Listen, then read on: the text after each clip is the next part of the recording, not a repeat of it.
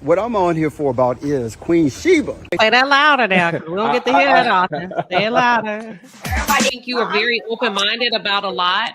I think you haven't had an opportunity to experience a conservative relationship.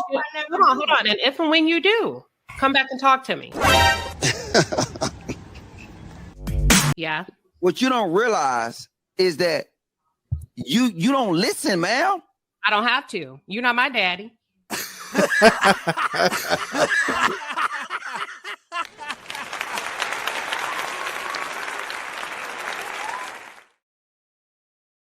Oh, baby.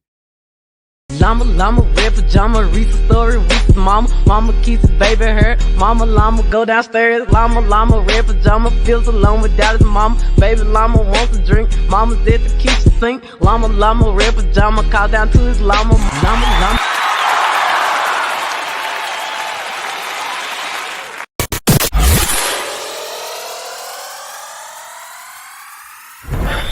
All right, the fellas.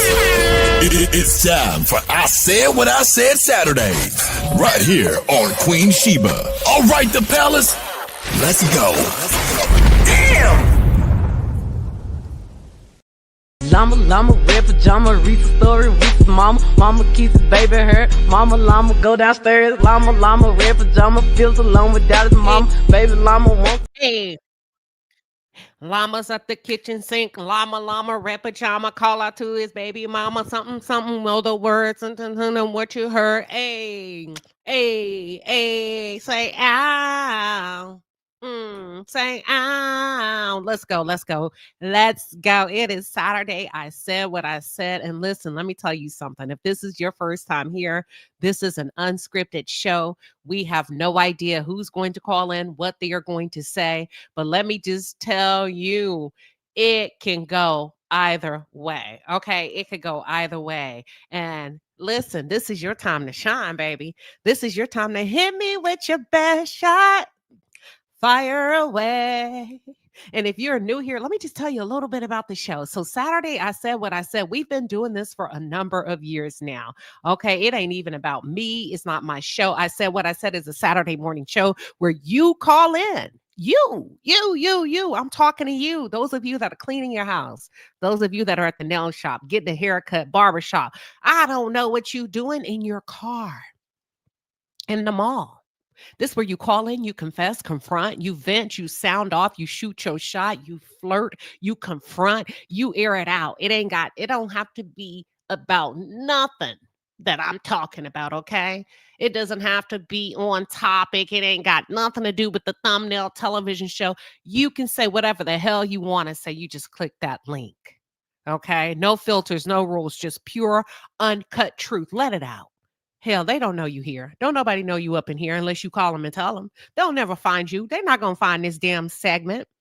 Say what you need to say. Get it off your chest. It could be positive. Hell, it could be maybe you conflicted about something, but you said what the hell you said. Here are the rules for I said what I said. Number one, it ain't personal. We've been doing this for a long time. This ain't new to us. It may be new to you. We've been doing this for a long time. That's the first rule. It ain't personal. Even if your name come up. Listen, there's been a couple of times people have been tuned in and be like, how in the hell I get in it? Come on, y'all. We've been doing this a long time. You just never know what people got to say, okay? Number two, you have to end your final thought with, I said what I said, okay? That's it. That's all. Now, listen, maybe you're going to call in and say some shit about somebody, and they ain't trying to hear it. If you call in and you feel like you cooking, you're on a roll, and then all of a sudden, this white man comes on while you were talking. What white man? This one.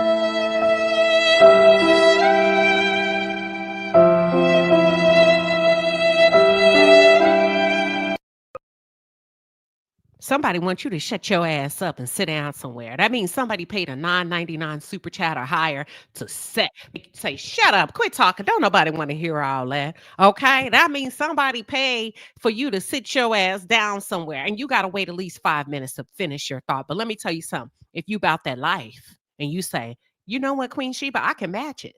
I got a $9.99 super chat or higher. I'm going to put myself back in because I said what the hell I said, and ain't nobody going to stop me from standing on business. You know what? If they do and this white man come on, that means they back in the game.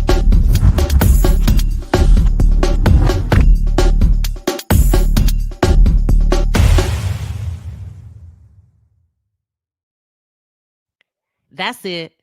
That's all. That's how it works on Saturday. I said what I said. If you see a sad white man, they say, shut your ass up. And then if you see a happy white man, they telling you, shut your ass up. Hell, y'all got it?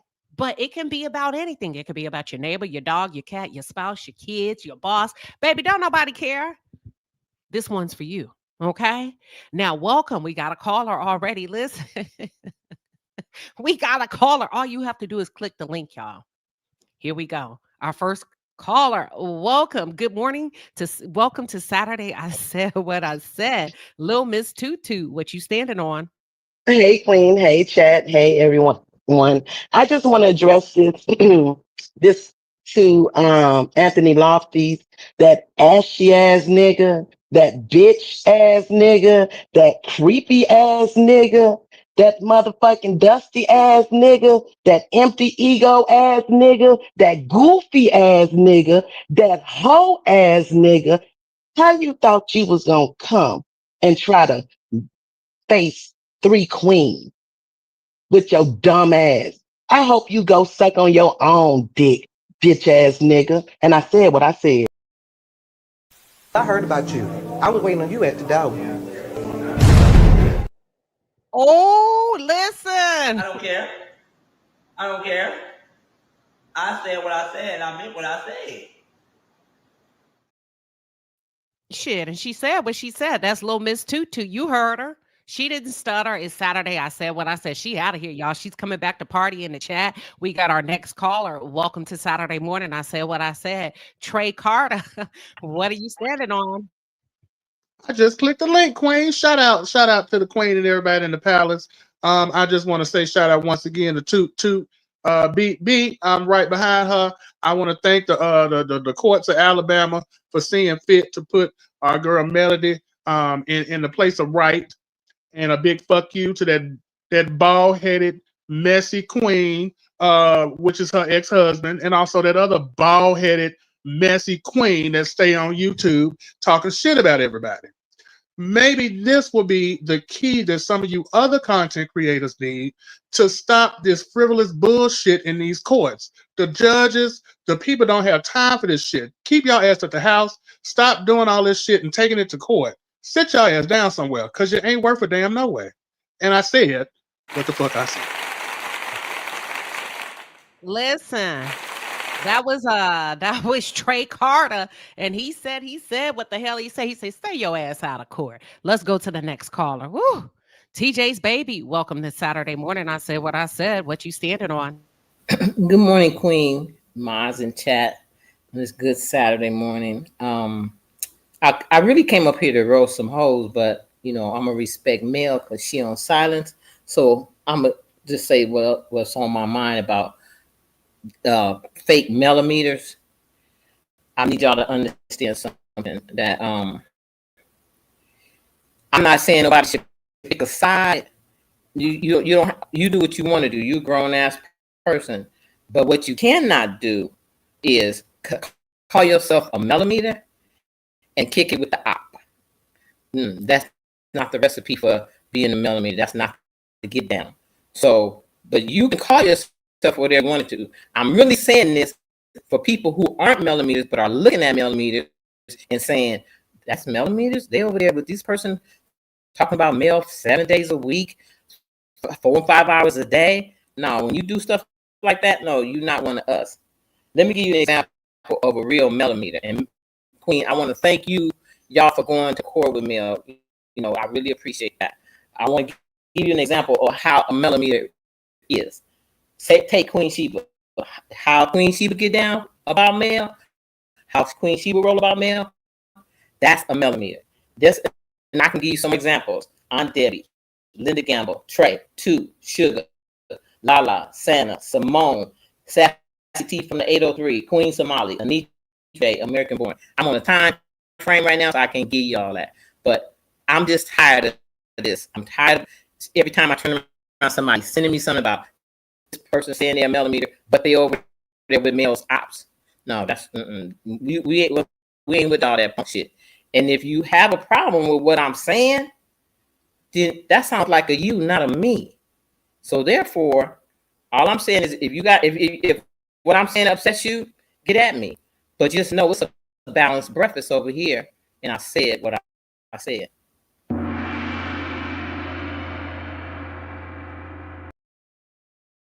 All right, that's TJ's baby. She said what she said. She's standing on business as it relates to what she believes. Listen, I'm gonna drop the link. Is there one? The doors of the palace are open. Or is there one? Is there? Listen, you can say what you say. It ain't gotta be nothing dealing with no love and marriage, Huntsville. This is your time to shine. Listen, this ain't my show. This is your show. Hell, maybe you're trying to holler at something. Maybe you're trying to go outside. I don't know. The link is in the chat. As a matter of fact, let me pin it up. Is there one? We don't do panels on Saturday. This is just, I said what I said, honey. Come on up. The doors of the church are open. That's it. That's all. It's not personal. And if you don't like what somebody is saying, remember, you can take their ass off the block with a $9.99 super chat. If you don't like it, you ain't got to listen to it. It's your day. It's your time to shine. We're going to our next caller. Welcome, Yvette. To Saturday morning, I said what I said. What you standing on? You're on mute. All right. Good morning, Queen and family. I just want to say that this lady right here, this beautiful queen right here, I love her to death. I haven't been with her as long as a lot of y'all have, but the time that I have, I enjoy her. She have showed me how to write an email to my boss to give me a great vacation. So whoever this Anthony guy is, I'm going to tell you one thing. This queen right here, you would not disrespect. I just got out the chat room. The last time I checked, it was almost 400 of us. You better come and mess with all 400 of us, because we down with our queen. So you better step out. Thank you. And I said what I said. I will pray for you, but if you get on my nerve, I will cuss you smooth out. My mouth ain't under control yet, and I can throw these hands. And let me tell you something. If I get my hands on you, I promise you, you gonna know you've been in a fight. But I'm trying not to go there because I'm in transition. All right. She said what she said. That's it. That's all. It's just like that, y'all. That's simple. And listen, can't nobody quit you on no Saturday. This is I said what I said. You waited to Saturday. Anitra J, welcome to Saturday morning. I said what I said. What you standing on? Hello, good day, good Saturday, Queen and Palace, mods, all y'all. It's such a beautiful day. Let me tell you something. First, I want to shout out to you, Queen Sheba, and Tea Talk with your girl. Listen, the information that I've heard from you ladies about the court case, amazing, entertaining, and it just make me sit back and realize, like, I guess I don't really need to be windmilling like that when you see how pitiful people really are in real life. So shout out to y'all. Another thing, as a woman, a wife, and a mother, I would have to say that these two people that's been going back and forth on YouTube, Marcella and Wanda. Let me tell you something, Marcella. I don't really like both of y'all at all, but as a woman, as a wife and a mother, if you extend the hospitality to someone, to your home, your peace, and you cater to them, and they come back later to talk about your husband and the struggles that your adult child is going through, I tell you like this, it's up and stuck. Tell everything. I wouldn't give a damn. Tell it all. Don't spare nothing. Tell everything. She's talking about your husband and your child, your son. Baby, tell it all. It's done. I would destroy everything. I'm telling everything. And another thing, hopefully the next discount code for make sure y'all go shop 7th Avenue Beauty, 40% off. The code is victory. So the next code that Mel need to do is either underline it or belt loop. You know what I'm talking about, Queen Sheba. And I said what I said.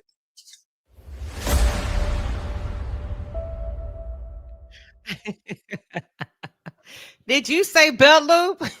I sure did. Know how to put your belt through all the loops of your pants, people. I am too done. And she said, when she said, thank you for coming up, that was Anitra J. We are going to pause for a second and go to our next caller.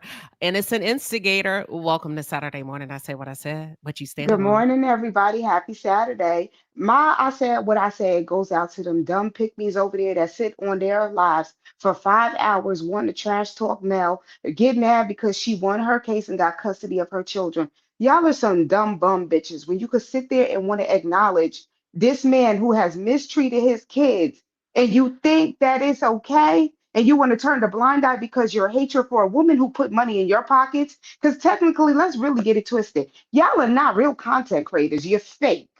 You don't even have content. So the only thing you could do is sit on your channel for hours ragging on a woman who's putting money in your pockets, hate her or love her. She put money in your pockets. Why don't you get some real content? There's so many shows out here for you to be sitting up here still talking about a woman who ain't even on that show. But for the fact that y'all could sit there and drag this woman for filth and ignore the fact that this man mistreated his kids and y'all want to side with him because your hatred, y'all are some dumb bum bitches. I said what I said. Drop your channels, find a real job, get off YouTube because y'all are stupid.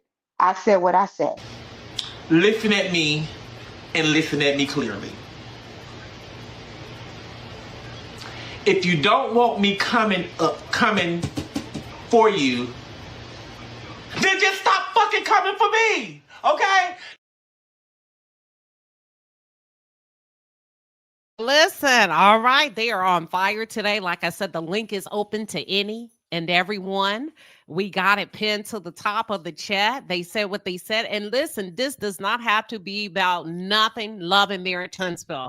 Hell, maybe you need to put somebody in their place. Maybe you need to ask somebody a question. Maybe somebody says something, it's a misunderstanding, and you just want to reset and bring it back to what matters. Maybe you want to shoot your shot. Maybe you're trying to see what it do. I don't know. Maybe your barber fucked up your hairline, your edge up, and you want to call him or her out. They don't know you're here. Remember that. Nobody knows but you.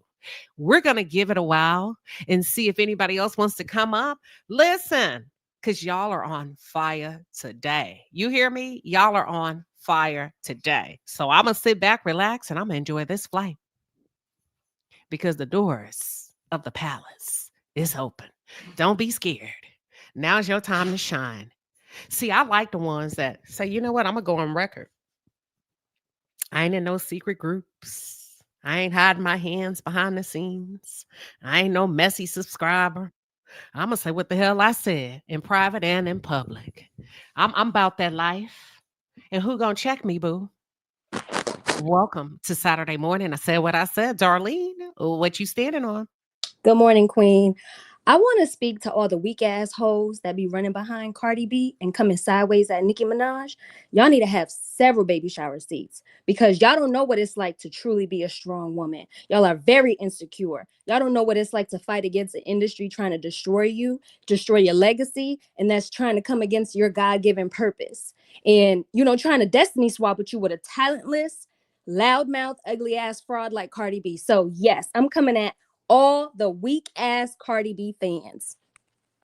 And I said what I said. I don't care. I don't care. I said what I said and I meant what I said. Oh, she said what she said. Listen, we're going to go to the next caller. Girl, you done got them riled up in the chat. Listen, they to my does Nicki. We're going to go to the next caller. Regina B, welcome to Saturday morning. I said what I said. What you standing on? Business as always. I love you, sis Queen Sheba, and all my sisters up in here, Aunt Debbie especially. And I said what the I said. You got it. Now drop me down. All right, that's Regina B. She kept it light, short, and sweet. She said what the hell she said. And she's standing on business, period, point blank. That's it. That's all, y'all. And that's how simple it is to play this game. You just click the link. You come on up, you got your time to shine, and then we move on a little bit later. You get what I'm saying? Follow Me Black TV said, well, damn, I like both of them. Listen. Y'all always keep me in stitches with this show because I just never know what y'all are going to say. Let me see if I need to say anything. Hell, I don't know, but I'm just waiting. I find it so amazing with you subs how y'all hesitate to stand on business when it's time to just be a man or a woman about it. In the words of, was it "You Ain't Gotta Lie to Me"? Was that Tony Braxton? Just be a man about it. And I see y'all saying shit, calling people liars, popping off here and there. Y'all know what it does. Because y'all keep an eye on everybody. Hell, some of you showed up to court to testify about people you don't even like, and you constantly watching their videos. So now's your time to shine. The link is in the chat. Nobody's going to interrupt you. Nobody's going to disrespect you. Now is your time to shine. There's no rules. Click the link. We'll wait a couple of seconds, and if that's all, that's all. We ain't going to press the issue now. We'll save you some time, like they say at work. We'll give you some time back, okay?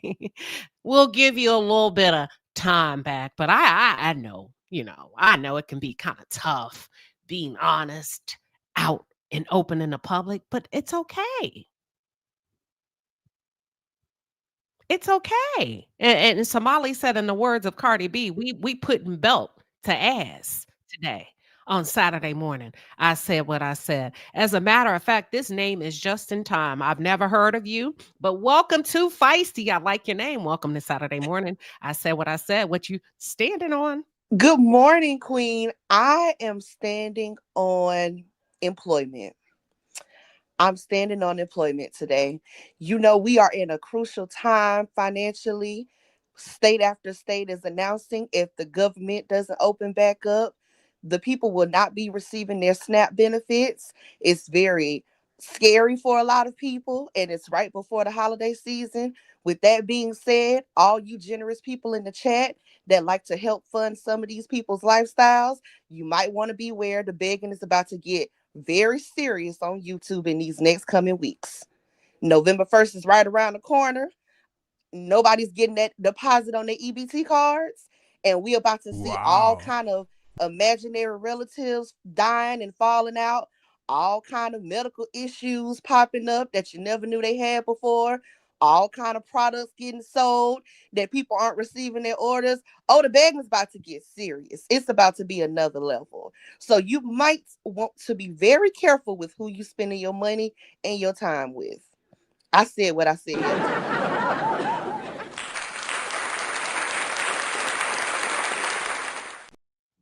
All right. That was too feisty. There was another caller that just dropped down. I know you're not scared. I know damn well you're not scared. And you let your nerves get the best of you. And I said what I said. Come on back up here. DBM. It's Saturday morning. I said what I said. Listen, the last caller said, get ready because, baby, they're about to beg. They're about to lie, scheme, scam, trick. And she said when they was getting them food stamps, they didn't offer you not one kibble, not one piece of a crab leg, not one piece of a bread, Skittles, Juju, Capri Suns that they get for their kids, honey buns, Debbie snacks, none of that shit.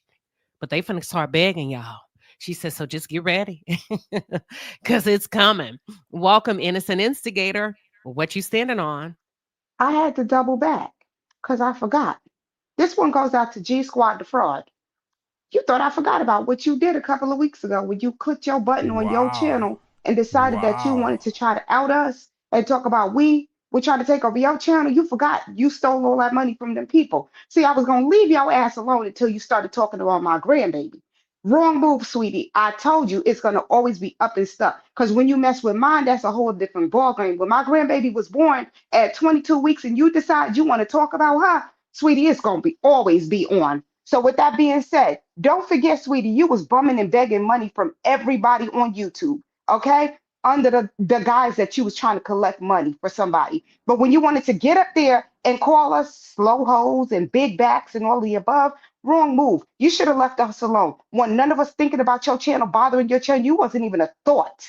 But since you said it was on your heart and you wanted to bring it up, now I'm gonna bring it back up and remind you what you did. You were stealing money from people, okay? You were bumming and begging money from people and it came out. So the next time when you want to get up there and try to act like we We're trying to lie on you, and we're trying to take over your channel. No, sweetie, we made your channel pop. I said what I said. Happy Shut Your Ass Up Saturday. You already know the assignment. Pretty simple. Keep the petty on high heat. And if somebody starts talking that silly shit, it's shut your ass up. Petty-luya. Damn, y'all are listen. I can't say nothing because listen, woo, ouch, wow. You know what? Damn, Camilla's heart. Welcome to Saturday morning. I said what I said. What you standing on, Camilla? Good afternoon, Queen. I'm standing on business today, and I want to tell Tamar Braxton, I am sorry. I am sorry. I'm sorry. I seen your sisters. I see how they do you, boo, and I'm standing 10 toes down. And I said what the fuck I said.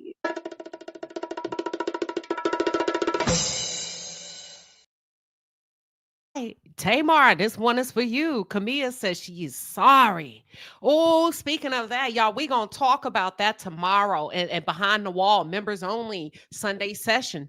A time of revelation. Sometimes it takes a while for people to be able to tell the difference between the weeds and the wheat. But baby, one thing I can promise you, them tables will always turn. If they're not operating on the up and up, it just takes a little bit of time.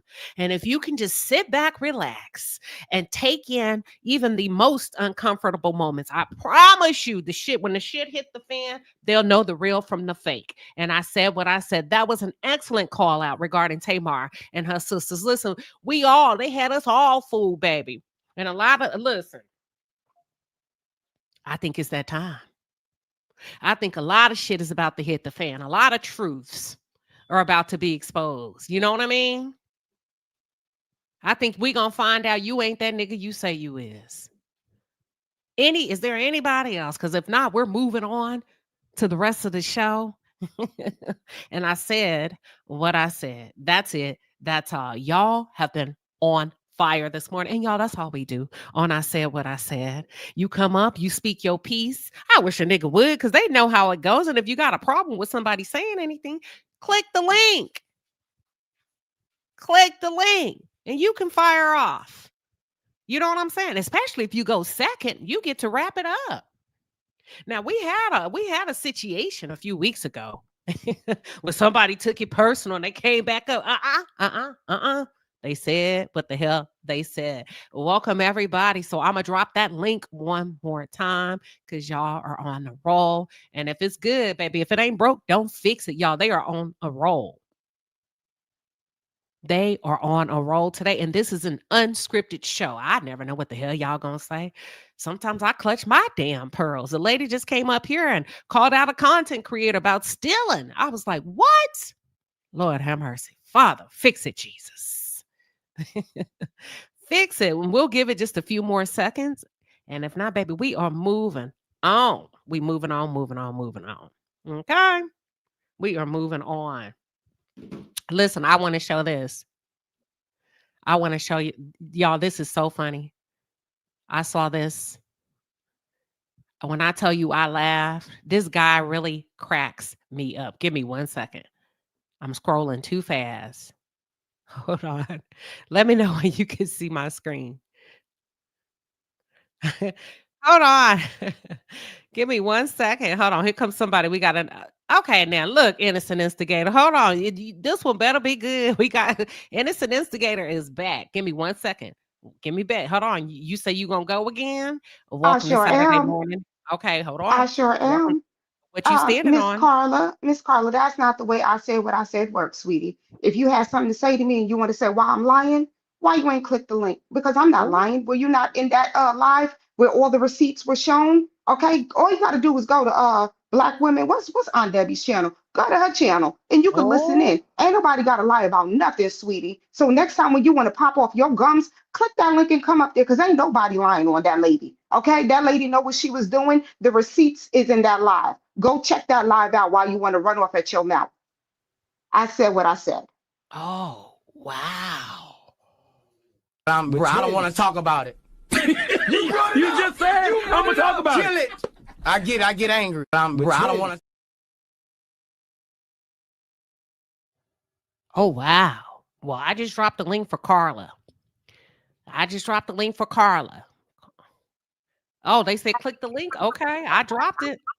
Here go Carla, Carla. click the link. Hold on. Wait a minute. Hold on. Now listen, Carla can say whatever the hell she want to say. Welcome to Saturday morning. I said what I said. Carla, what you standing on? Hey, Queen Sheba, how are you? Praise God. I don't like going back and forth with people, but I was in all the lives. And what I know is that B Jackson started that shit.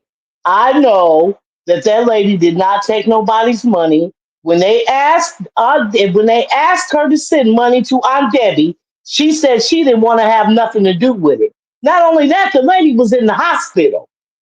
So whenever you get through with it and y'all keep on trying to gang up on her, B Jackson started all that shit. I was in all the lives from the beginning to Aunt Debbie's channel and everything else. She never got no money.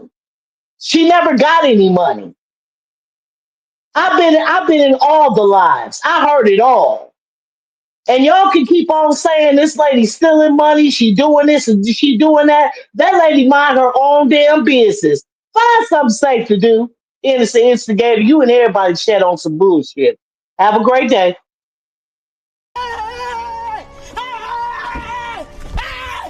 Why are you running? Why are you running? Damn. Hold on. Wait a minute. Hold on. Y'all know how Saturday I said what I said works. Click the link. Don't hide behind the chat. Click the link. And she said what she said. Some of y'all in the chat coming at Carla. Click the link. Click the link. It ain't personal. Remember, on Saturdays, everybody know the rules around here. Now, look, somebody may want you to shut your ass up and pay $9.99 while you talking. That's a different story. Click the link. Now, I respect it more if you click the link. Yeah, I see some of y'all trying to go at Carla in the chat. Click the link.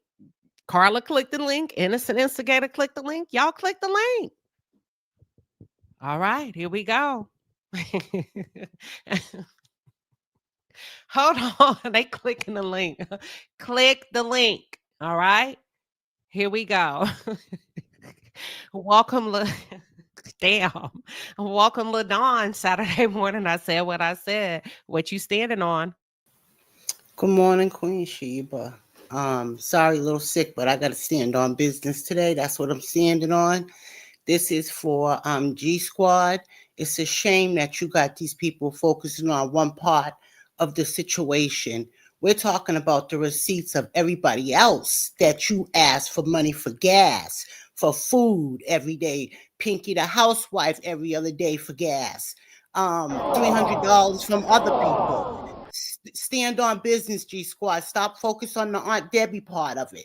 We're talking about the receipts from all the other people that we never even knew you was calling behind the scenes to get money from, that came up and stood on business and showed their receipts, their CashApp receipts. Has nothing to do with just Aunt Debbie. So, G Squad, stand on business and tell the whole story. You shiesty bitch. And I said what I said.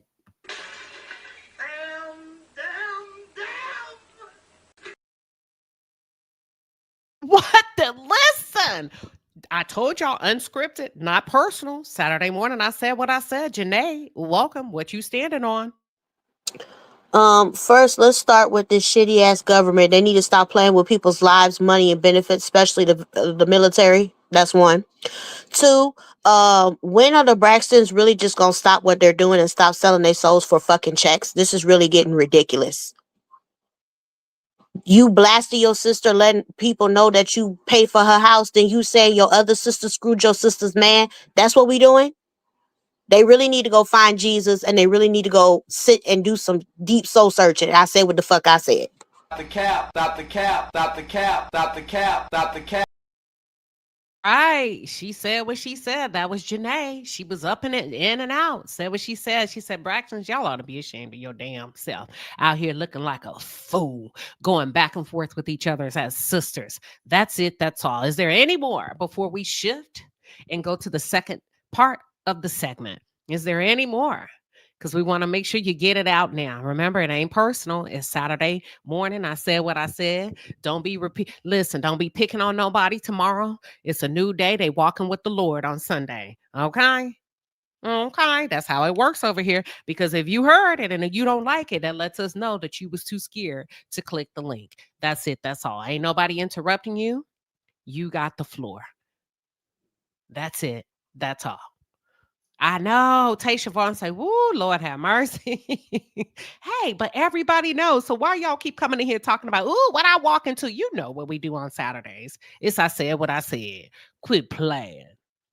Quit playing. Talking about what I walk into. Who was that? I'm gonna find that. All right, that's it. That's all. All right. So looks like that's it. Now in the middle of the show, y'all, don't be clicking the link because we're gonna move on. Okay, see this one of the comments. Nola Tamai. Wait, what is going on? I said what I said Saturday.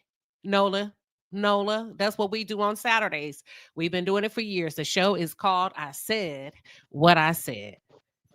Listen, welcome on Debbie to Saturday morning. I said what I said. What you standing on? I'm standing on business. I heard my name called.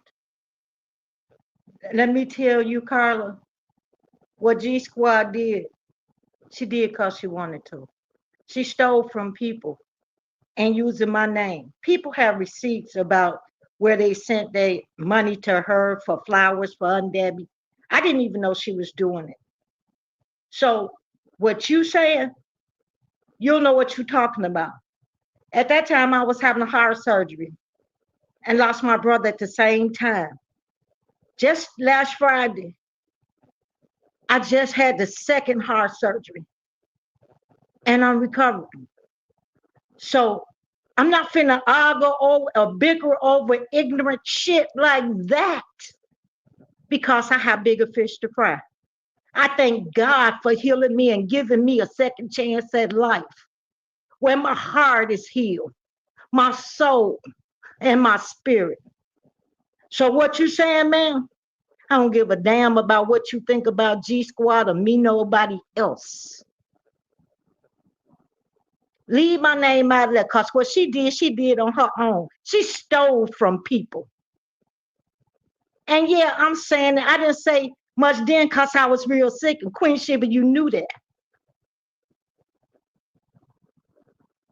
But I'd be damned if I sit in this chat and watch people talk and lie.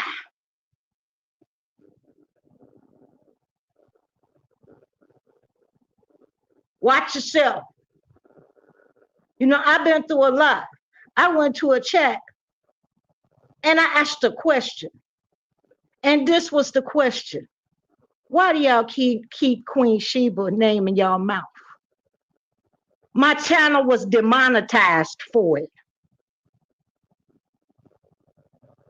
I'm not really worried about that, but I did feel some type of way. But I'm like this. It happened for a reason. When that happened, it happened. God said, sit down. God has blessed me. I'm truly grateful, and I'm not worried about what people say or what has been done to me. Because God had just reaffirmed, I have you here for a purpose, because that's why I'm still here. Getting ready to celebrate my 66th birthday. And I'm not worried about naysayers, because I know God got me. And I said what the fuck I said. We do not care.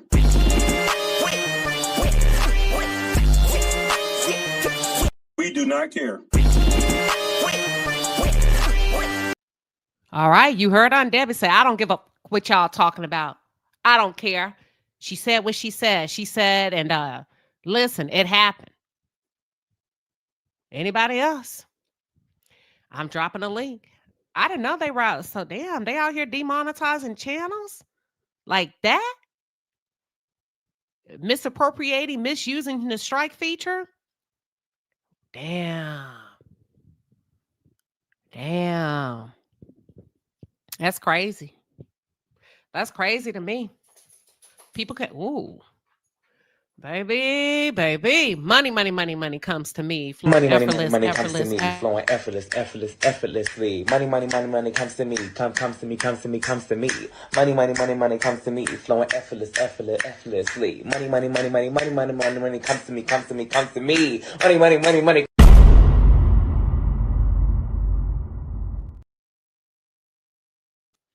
Flowing effortlessly. Thank you, Elaine Stevens, for the 5-piece and a pepper. She says, good afternoon, Queen Sheba, mods, and chat. Good afternoon to you, and welcome to the palace.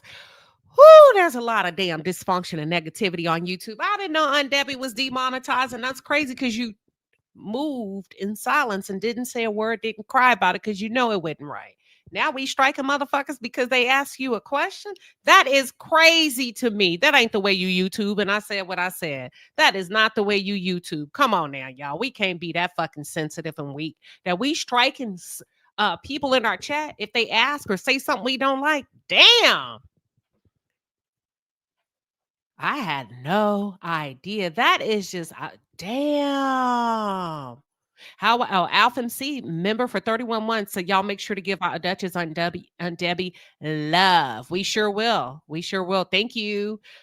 Queen Tosa, welcome to Saturday morning. I said what I said. What you standing on?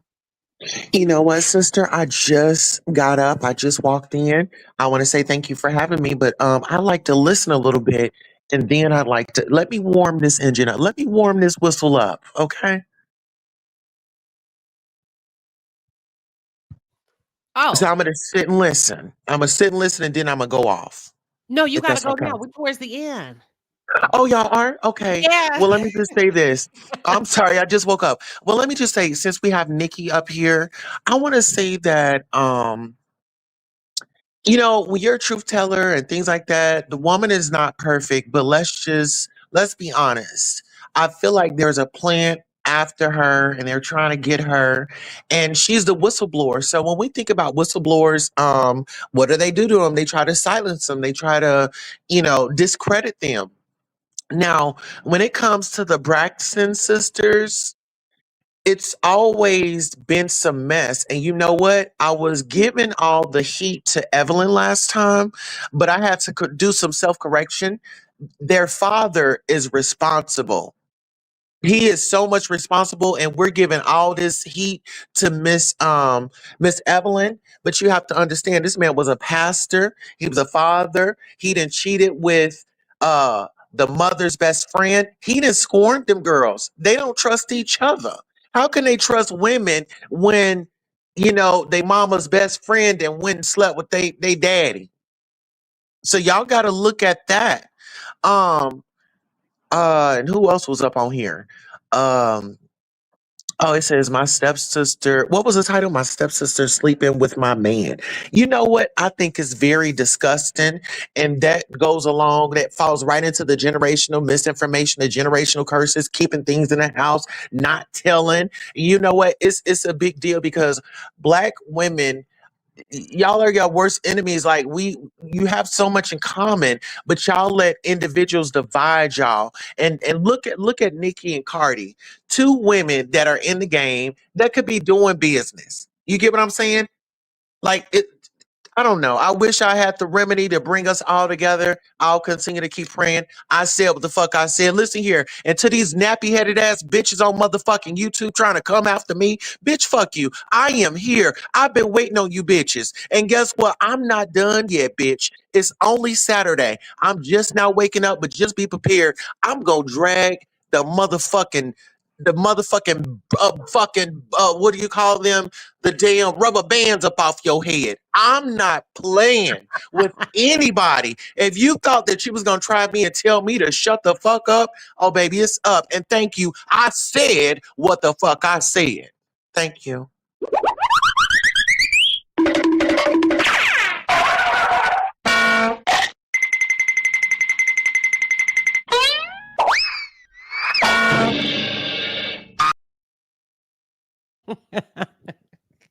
I've never heard that before.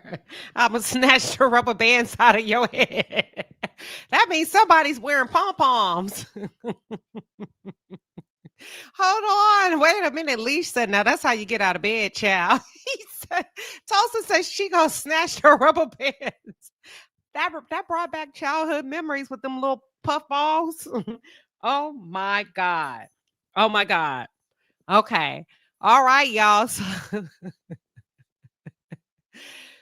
Oh, let me just take a deep breath. Okay.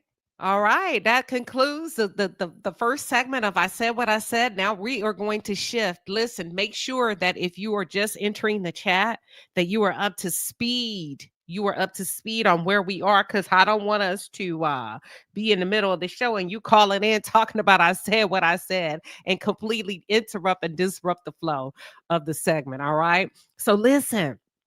We got some good stuff right now. I'm not going to start with Tamar and Nicki and Garcelle and Tony. What I want to start with first, y'all, I want to start with this situation of this man disrespecting his wife. Well, I ain't going to say nothing. I'm going to play it. I'm going to play it and I'm going to let y'all be the judge. All right, here we go. Give me 1 second. Let's go ahead and start sharing. We got two of them. We always use like something in real time. What's going on? We're going to warm y'all up just a little bit. Okay. The doors are closed. Thank you, Desira. I appreciate it. Here we go. The doors are closed for I Said What I Said. I mean, unless you just got something compelling that you just need to get off your chest. And if it's good, I'll pause. If not, we're going to move on. All right. Here we go, y'all. Check this out. Here we go.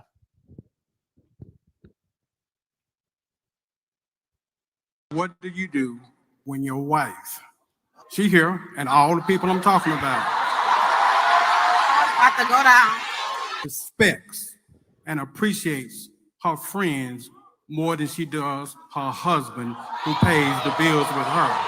Please define for me respect. If I call her and she on the phone with one of those friends that's back there,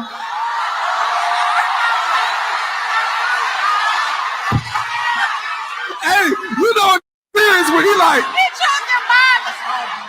My point is, she don't respect my energy and effort to stay in our relationship, stay in our marriage, and stay with our children, stay with her.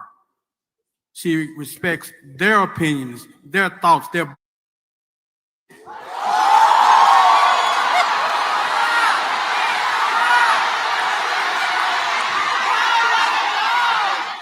I'm paying attention to how you're even referring to your wife right now. Like I'm paying attention to the fact that you're willing to humiliate your wife in front of thousands of people also. So what is it that you do inside of the house that will make it to where she can actually respect you? Because just because you pay bills and things like that doesn't mean that you will be able to get fully that level of respect. Hold on. Because if you say you pay bills, but if I'm coming to you about a concern, if I'm coming to you about something I'm grieving, something you hurt me on, something that I feel abandoned on, will you give me the safety to be able to talk about it?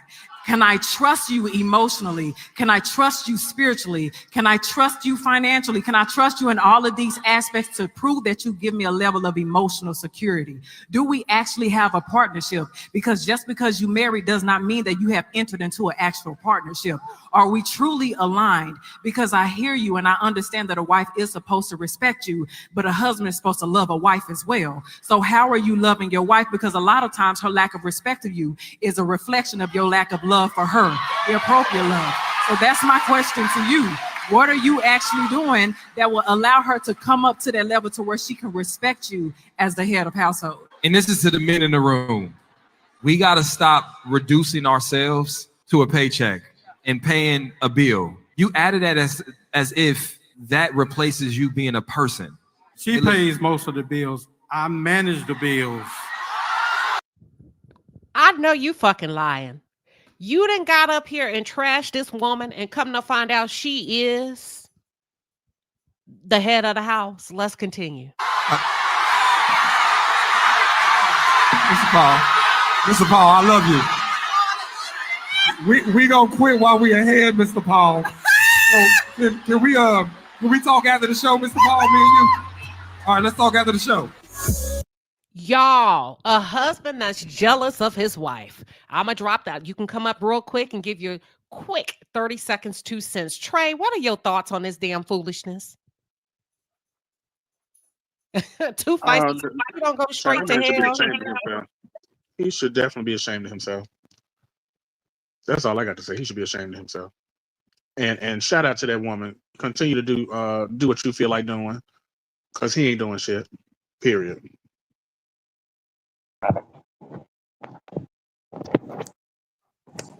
Queen Tulsa, what are your thoughts on this? Listen here, very controlling, old school, generational misinformation, and that is totally correct. Just because you just because you're the man, it does not mean that I'm supposed to listen to you. I mean, I think some people, when they get into marriages, they need to figure out if they want to marry a daddy or a husband. And I think in this case, he wanted to be the Father, the husband, the Holy Ghost, and the Son of Jesus. Hello. Hold on. I got a delay. All right. Thank you, Tulsa. Let me go to the next caller. Let me see. I'm gonna drop you, Tulsa, okay?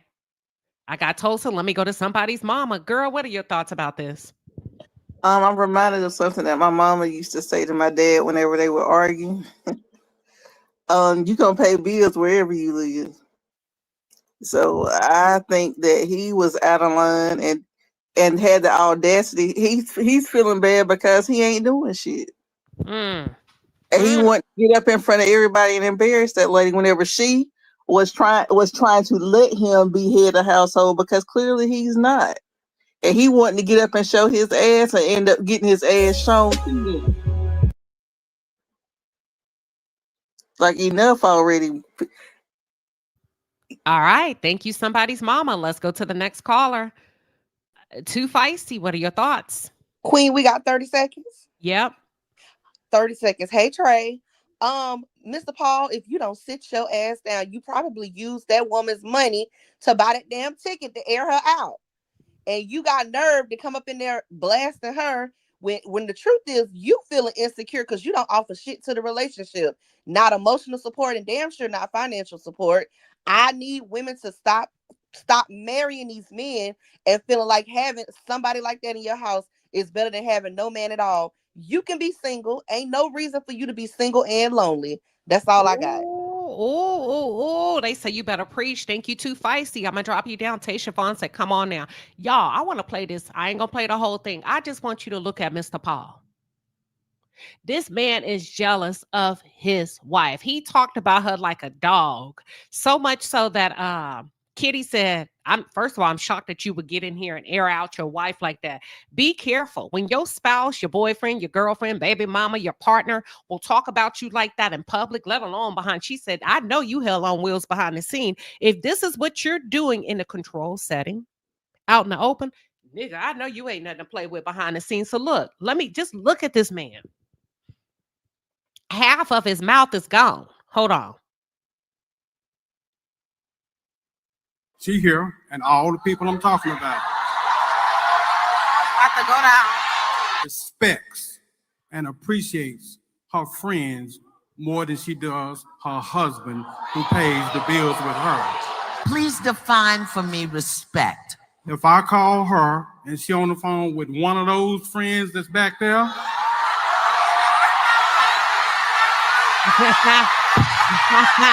hey, you know. He jealous. He's jealous that she's found joy and peace and laughter outside the home. Sir, you probably mean to her. You probably talk to her like she's trash. You probably make her feel less than. You are probably not a joy to be around. And it sounds like she's found her tribe. And even though you are a husband, yeah, typically in a healthy situation, you want to get off the phone for your, hey, baby, for your spouse. Hey, this is my baby. Let me call you back. But this is what happens, y'all, when you stay in toxic ass relationships. Let me give you just a little bit more. you know, this what he like. My point is, she don't respect my energy and effort to stay in our relationship. Your effort is subpar. Your effort is not masculine. Now you said all of that. Very misleading, because I was with him. Were you with him, Trey? When he started off, I paid the bills. He kind of lost me at the bills because that's all he said. But a little bit, I gave him a little bit of credit. Yeah, I was rolling with him until he started talking about some she paid the bills. That's when he lost me. Yeah. So Yeah, not I'll be only ashamed of you, myself. All that Dusty damn broke, but you don't even pay the bills, and you jealous, and then wanted to bow down and get on her knees and respect you. Go ahead, Trey. Oh no, you got it, Queen. This is the easy work. This man ain't worth a damn. She need to go on and quit. I agree with Feisty and everybody else. This man is a child, trying to control his mom. You need to sit down somewhere. All right, I'm gonna mute you up, Trey, so we won't have feedback. Now look, I don't play with old school men like that. I would tell any woman you better run because they built different. He's brewing up to be mad when he get home. He already mad at the show. This is a show that just happened in Houston last week, I do believe. Sir, you supposed to be having a cocktail, sitting back, having a good time. This man is pissed. This is what we call prolonged hostility. We talk about it all the time over here. Ma'am, you better figure out what you're going to do. Either you're going to stay and play or you need to leave and get safe. Yes, Brandy Marie says so. She gives him the money to go pay the bills. Yeah, yes, like she the man of the house. Mm-hmm. And if you're gonna stay, ma'am, at least the least you can do is go on down there to the TikTok shop and get your man some tea. They sell them on Instagram. They sell them on TikTok. Go on get that man some tea because he's looking for. She doing the right thing.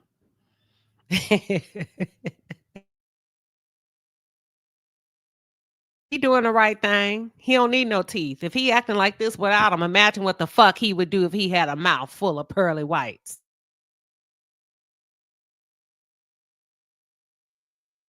Right. And I heard Miss B talking about some he paid the bills or he managed the bills. What do you mean? So you opened up the letter and then you write the check out? You ain't doing nothing, sir. Yeah, take tricks. I get him. Let him be. Let him be. Don't give him no teeth. All right, so here we go. I'm going to the next one. All right, so let's go to the next one, y'all. We got one more. I got one more for you. Hold on. I got one more. Give me a second. Give me a second. Here we go.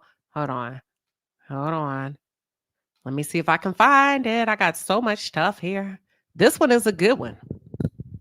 This one is a good one. I'm not going to even prep you for this one. I just want to hear your thoughts. It should be here unless I've already passed it up. Give me 1 second. And then we're going to get into the thick of it. Hold on. If I do say so myself, it should be. Oh, hey, Tony, if you're here, can you resend it real quick? The person that sent this to me, I think your name, it starts with the T. Oh, man. You know who I'm talking to. Hold on. I got the Kevin Gates stuff. This is crazy. I can't find it. Hold on. Just bear with me. Actually, let me see if I can send it to myself. Hold on.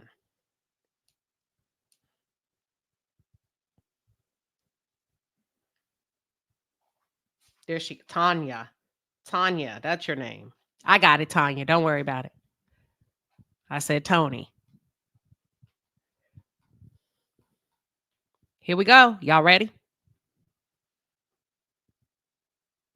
Am I the asshole for refusing to be a stepfather to my fiance's children? Okay.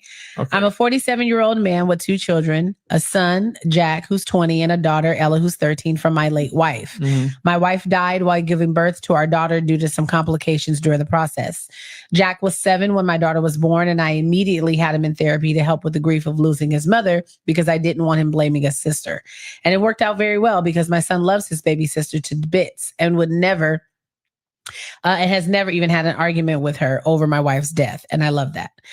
Before I started dating, I asked my children if they were okay with it. I gave them as much time as possible and as much time as they needed and wanted to talk things over with no pressure.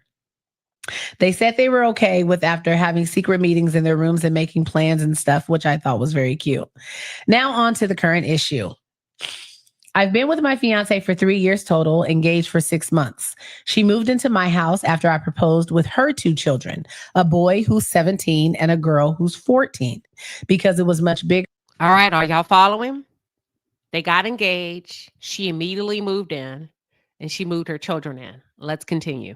And I had more rooms.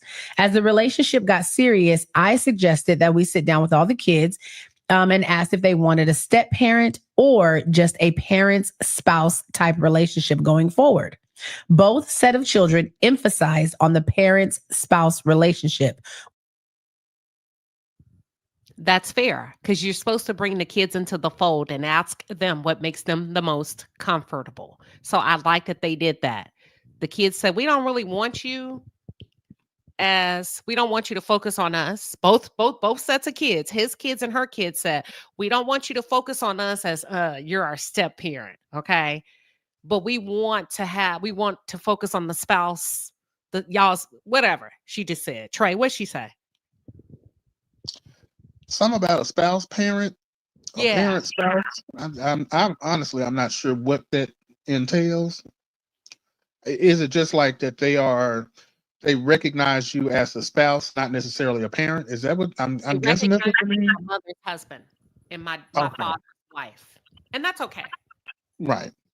Okay, I think that's okay because you can't force a kid to be open. They may grow into it, but check it out, y'all. It gets a little bit more complicated.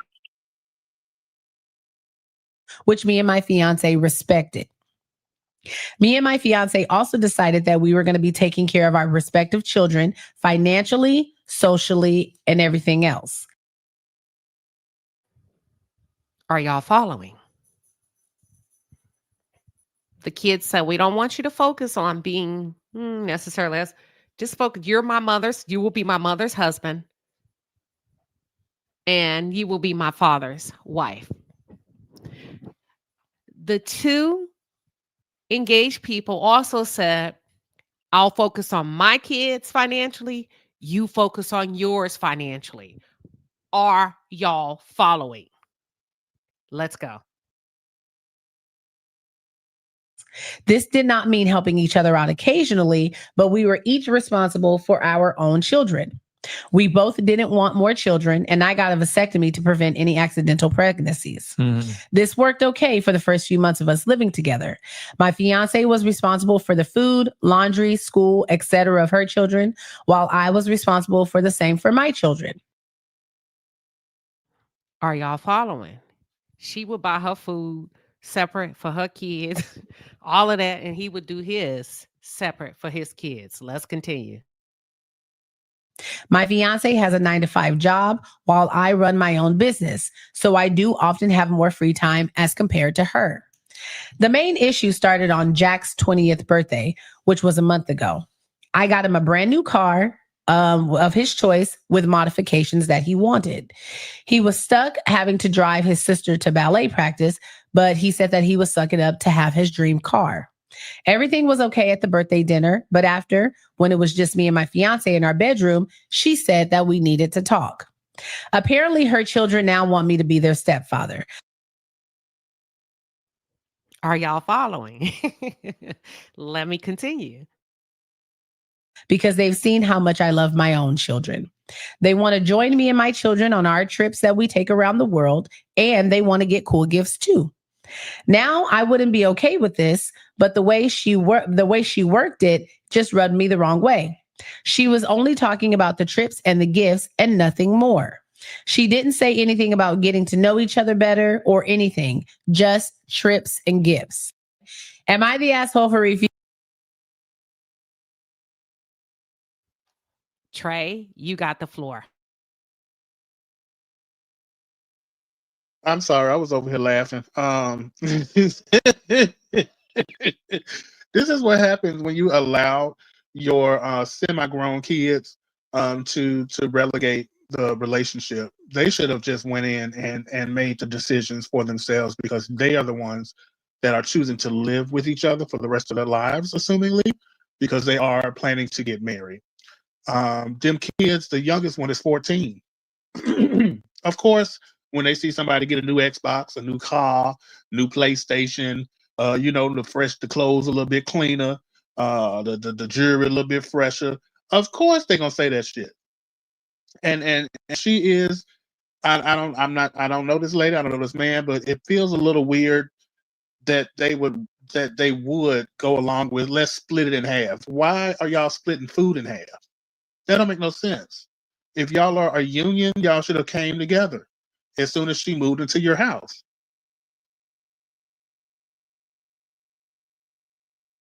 All right. All right. Hold on. I'm gonna put the ages of the kids in the chat. Y'all are asking how old are the children?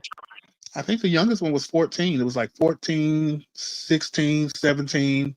And then the oldest one was like 20, or I guess they had just turned 20. So we got 20. His kids.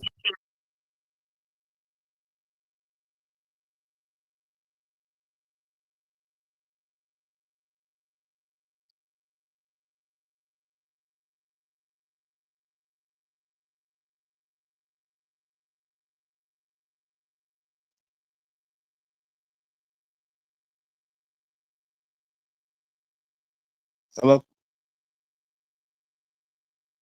Oh, I didn't realize I was on. I'm gonna mute you because every time I talk, you got a little bit of feedback, and it's probably my mic.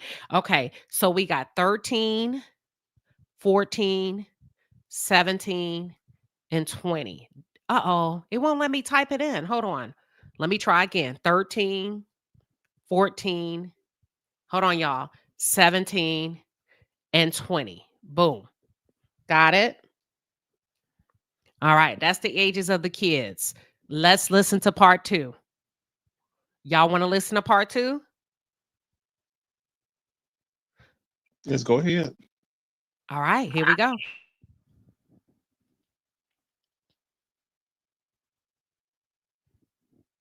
Uh-oh.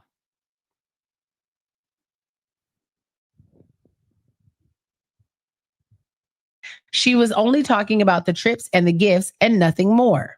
She didn't say anything about getting to know each other better or anything, just trips and gifts. Now, the trips that I take with my kids are to visit their maternal family around the world. They live in 3 different countries, and I've always made sure that my children had a close relationship with all of them. As for the gifts that my children get, they mostly get gifts on their birthdays, Christmas, or if they had a special goal that they achieved. Like when my daughter won a ballet competition last year, I got her a brand new phone, stuff like that. I told my fiance flat out that it looked like her children only wanted me as a stepfather to get gifts and to be invited on trips. I said while I understood that they were children, it was her job to correct them and to tell them that forming. I agree. She should have never brought that to him in that format. I agree. Not like that. I also agree that it's up to us to train a child in the way they should go. And I would have talked to my kids prior to going back to meet with my fiance, but I'm still confused about the dynamics of the relationship, period. I'm going to save it. I'm going to drop the link in the chat for y'all to chime in. Give me 1 second. Forming relationships just to use people isn't a nice thing to do. I would have been happy to form a relationship with them, but the fact that their motives was only expensive gifts and trips is absolutely disgusting, especially since she is also encouraging it. She tried backtracking by saying that they're just children and that they're young and how they didn't know any better. She also tried using how she doesn't make as much as me and she can't spoil them like I can spoil my kids and tried to guilt me. But I wouldn't budge because in my opinion, she's the one that's supposed to tell them better. She's supposed to teach them how wrong this mindset is. Besides, we had a prior agreement that everyone agreed to. My fiance has tried bringing this up again, but I refuse to change my mind. I've also talked to my children who have said that they would not be happy if her children called me dad. So that's only made me a little more firm in my decision. My children have always come first to me and they always will. However, with how pushy my fiance is being, I've started to doubt if maybe I'm the one that's in the wrong and being stubborn for no reason. So, random people on the internet, am I the asshole for refusing to be a stepfather to my fiance's children? Absolutely not. She was only. Oh, wait, Trey, we're going to hold off. We're going to let them get in on this one. Okay, because I got some. Okay, I'm going to save us for last. Come on up here. You can tackle part 1 or part 2. Yes, they living in the same house. Coy said, are they sure they living in, because it does, oh yeah, they're in the same house, honey. Anybody want to come in and chime in? Y'all got 30 seconds each. Somebody's mama. What are your thoughts? I think I would have the red flag that came to me immediately was the fact that the separate food. Like, you can't go into a situation with a relationship with, well, I'm just gonna do everything that I'm used to doing, and you just gonna do things the way that you're used to doing them, and it's gonna work. Like, I was like, okay, so you make your own food, I make my own food. You wash your own clothes, I wash my own clothes. Where they do that at? Like that was the first red flag for me. As far as the kids wanting to get gifts like his kids, that's pretty much human nature when you're dealing with kids. They shouldn't. I personally think they shouldn't be together, but that's neither here nor there. That's just. I really think, like, he doesn't sound like he's a strong. Well, he doesn't sound like he's a strong man to me. Like, you just don't bring another family in and say, "Oh, well, you guys just do what you want to do. We do what we want to do." I can understand the whole everybody. You're my mom's husband, and you're my dad's wife. Okay, but it just seems like there's a dichotomy. Like, they just everything on one side and everything on the other side, and there's no intermingling, and families don't work like that. I got it. Thank you for coming up. That was somebody's mama. I am going to go through a couple of questions through the chat. Dazzle Dot says, so they live in the same house, but they live separately. Correct. He's going to pay for his kids' food, shop for their groceries. He's going to wash his kids' clothes. They go on separate vacations. He takes his kids where he wants to, and she's responsible for her children. Too Feisty said, why would you marry someone that agreed to this? You know what it kind of reminds me of? Of a prenup. A living prenup. Typically, prenups are just in case something happens and we have to, we gonna get it together before we get married. And then the prenup is going to establish the outcome at the end. If it doesn't work, this feels like a living prenup. Let me see. I'm gonna go through some more. Why move in together separately? That's a great question. Why would any woman agree to this? She said, that's okay. You pay for your, she agreed to it now. Listen, she agreed to it. She said, yes, I will marry you. They had a meeting.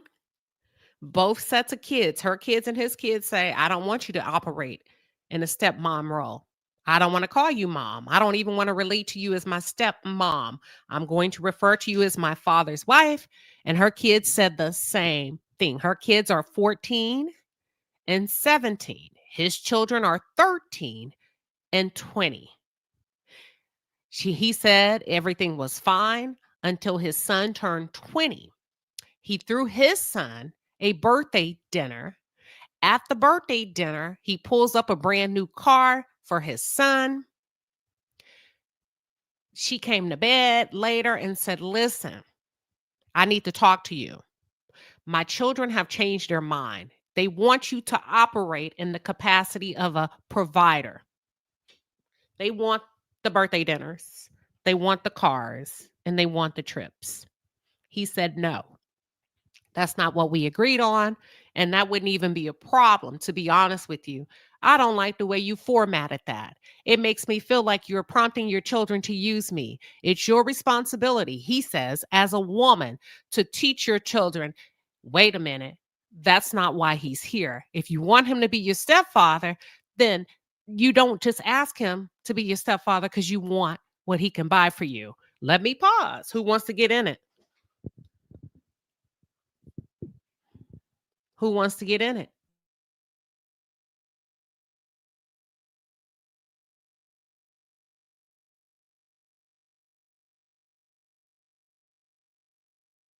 I saw a comment where somebody said he's not a provider. He's not. He agreed not to be. He's a provider for his kids, not hers. Trey, you want to get in? Yeah, the more the more I thought about it, because I honestly agree with the last caller. Um, it's weird. It's a tricky situation because on one hand, I want to believe that he talked her into this whole situation and this whole meeting, so that he can forego having to pay any additional monies for those kids because he was so adamant about not having any additional children, which to me honestly kind of makes him the asshole a little bit for even agreeing to court a woman with children after saying that you don't want to have any more kids. And then to me, it just sounds like he decided to court her. He liked her enough to where he would be okay with the kids, but he felt the need to talk her into not having to pay for her kids when it comes to any type of monetary things such as food, because that's crazy. Food, and like were they going on the trips and he wasn't buying them food? He would only buy his kids food, and then she would have to foot the bill for her own kids. Is Yes. that what we're saying at Disney World and Universal Yep. Studios? That's wild. I mean, and especially with him knowing that more than likely that she is not making more money than him. It's just odd. It's an odd situation. It doesn't sound like they really should have been together if this is the route that they were going to go down. And she does have a point, but I also agree with him. You know, you did agree to this stuff, and these are your children. Where they daddy at? You know, so they should be him and her, the baby father and her should be paying the way for these kids. So I understand both sides, but I just honestly believe that they shouldn't be together because it doesn't make sense for him to just kind of dismiss. The only thing that kind of gives him a leg up, in my opinion, is the age of the children, because these are preteens, teenagers, and young adults. These aren't little kids where they grow up with this man and seeing him provide all these things. These are teenagers, and of course they're going to be, like she said, they're going to want that same kind of stuff. But we do have to acknowledge that these are older children that are about to get out the house anyway. All right. Let me go to Summer. Summer, what are your thoughts? Hey Queen Sheba, can you hear me? This is my first Yeah. time. Yep, we got you. Okay. I love you, Queen Sheba. I've been watching you for years, but I'm only 29 years old. And I think this is ridiculous. Um, I don't think that they are moving into unity as a unit, as a family. Um, I get that he's sensitive to the whole mom situation and something happened to them tragically. But as a unit, as a man, I just believe that he should want to be there for the kids, because at the end of the day, you're making another set of kids feel some kind of way. It's almost like you're not welcoming my kids. It's not about materialistic things. It's just about us moving as a family, us moving as a unit. And honestly, I think she should leave him, because this is ridiculous that he would even have a problem with her concerns and things like that, even though the way he said it in the beginning, it sounded like, you know pick this or pick that. It's still like, it's just, I don't know, it seemed like game. It seemed like he was just trying to run game in the beginning to save money in his pockets. I don't know, it just What don't about sound right her to me. though? She's okay. She agreed to it. What would make a woman agree to that and then move her kids in? Summer. I think it's the trauma that he and the kids endured or they went through. So maybe she was like trying to be empathetic to the fact that they had already went through something, and she just wanted to be empathetic to that. But as far as making kids feel isolated, or like, oh, you're not good enough, you're not my kids, if you don't accept my kids, then if you can't take care of my kids and help me take care of my kids, then why would I be with you? I don't know. It just But doesn't seem like he should have Summer, an issue. she agreed to this before all of that. Yeah. Yeah. And that's her problem. She should have never agreed to it. Totally. Yeah. She should have never So let agreed me to ask that. you this again. What would make a woman with 2 kids, forget about him, Mm-hmm. think about her state of mind. What would make a woman agree to that? Yeah, you ain't got to buy my kids no food. You ain't got to do nothing for me. Yeah. I just want to come in. Uh-huh. What would make a woman do that? That's a good question. She was not where she needed to be emotionally or psychologically. Maybe she was just looking for a place to stay. or that structure. But you got a good point. What would make her agree to that? Like I would. That's crazy. Like if that's your sock in the laundry. Oh, here's your sock. I'm not gonna wash it. Like that's crazy. So you got a good point. You got a good point. All I right. really don't know. That's okay. Thank you, Summer. Thank you for coming up. That's Summer, everybody. Let's go to How I See It TV. What are your thoughts? Hi. I want to say that I don't think that he necessarily had to talk her into that. I think there are circumstances where people feel like if their children are at a certain age and you're about to blend the family, that you don't need to play daddy to my kids and you don't need to play mommy to my kids because they're older. And when it comes to the washing of the clothes, these children are old enough to wash their own clothes. The only part of the situation that was like, that's weird, was the food for me. But the thing that you read, they said they had no problems with like the occasional assistance. And if It said everybody in an was emergency. In an oh, it emergency. says in an emergency. Okay. And then if every single person was okay with this dynamic, it was flowing perfectly well until they saw the level of material things that he could provide for his children, then I think, well, no one needs to be in this situation, first of all. But I also think that he's right, that she should have taught her children, like, look, no, remember what we agreed to, first of all. But also, as he said, don't try to just want this man to be your stepdaddy all of a sudden because you want things, because that's not okay.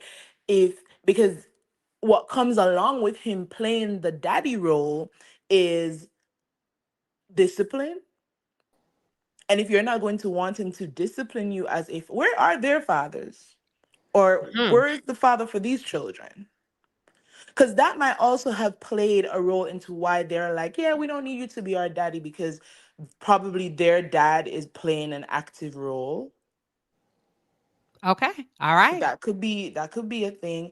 But he should have also picked a woman who's probably has a 20-something-year-old child, so this wouldn't be an issue, or a woman who has no children and does not want children. Great Is point. probably what he should have done. I'm going to go to the next caller. Stand by. Darlene. Oops. Darlene, what are your thoughts? And y'all, try to get it in 30 seconds. I can come back. I can always spin the block. But Darlene, what are your thoughts? Hey, good morning. Good afternoon, Queen. I wanted to ask this question as well. Like, where are the kids' fathers? You know? And the issue is, it sounds like the relationship is very premature. I think before we start to blame her or him as being wrong, individually, I think they both should have just taken it a little bit slow, because they don't even have the familial bond. You know what I mean? Like, they're not coming together. They're not gelling together like they want to, integrate this family. So it just sounds like a premature relationship, and the circumstances is what's making them, try to work around it. But it's not fitting, and the kids, I think the kids should not, the wife, or not the wife, the mom, she's kind of accountable for addressing him in the sense of wanting him to pay and provide for, go against what they initially agreed for. Because if the kids say they didn't want him as a stepdad, why do you all of a sudden want him to provide things for you now? It's more to a stepdad than just buying you stuff. You know what I mean? That's his point. So, That's his point. Stand by, Darlene. I'm going to go to, that's his point exactly. He said, we agreed that, no, I would not be, I'm going to mute you up. I would not. Not only did we agree, both sets of kids agreed. So we're not going to confuse the kids and do that to them, because my household is stable. And what I tell my kids, I'm just paraphrasing, right? I follow through. It's not even a point of them wanting me to be their stepdad. I don't like how you package it up as I'm something to use. I think that's what he has an issue with, according to how he called into that show. Too feisty. 30 seconds. What are your thoughts? Yeah, I think not only is he an asshole, but so is the mother. And the real victims in this situation are both sets of kids. I think this whole dynamic is just fostering and breeding resentment and jealousy amongst each other. Because, like I said, there's parts of this story that's missing. Why did the child get presented with the car in front of everybody so they could see it? What was the purpose of that? at the birthday dinner if things are Hold supposed to on. be separate. Oh, okay, what would you have done? So you got a fiance. Good question. I'm not saying you right or wrong. That's your child. Mm-hmm. It's his birthday party or her birthday party. You're at the birthday dinner. You're about to marry a man with 2 other kids. Mm-hmm. So how would you give your child their birthday card at 20 years old? Would you hide it? How would you do it? With this same setup, like this same dynamic? Yeah. Oh, I wouldn't have presented it in front of everybody. I would have done something separate because that's what they agreed to, doing stuff separate, right? Yeah, they paying. Yeah, go ahead. Yeah, but I'm saying if we're already doing everything separate, right? I don't even feed your kids. I only feed my children. Why am I having a birthday dinner with everybody invited? It feels like a setup to be braggadocious. Like, let me show you what I can do for my kids. Let me show you what y'all are missing out on. So is this like him acting out as a form of like rejection, as a result of No. rejection, or He just because bought his son a the setup car. is weird to me. He bought his son a car when he turned 20. And he threw his son a birthday party. When her kids found out that it saw the good things that he does for his kids, they said, "Ooh, mama, I want that." She came and said, according to him, my kids say they would like for you to be a stepfather and buy them cars, take them out, and take them on trips. Now, this is what he's saying. All right. See, go ahead. To me, it's like, okay, when I grew up, my mom's whole thing was if you don't eat in front of other people, right? I'm pretty sure some of y'all know that. The whole thing, like if you go into somebody's house and you bring food and you're eating in front of them and you don't have food for them, it's kind of rude.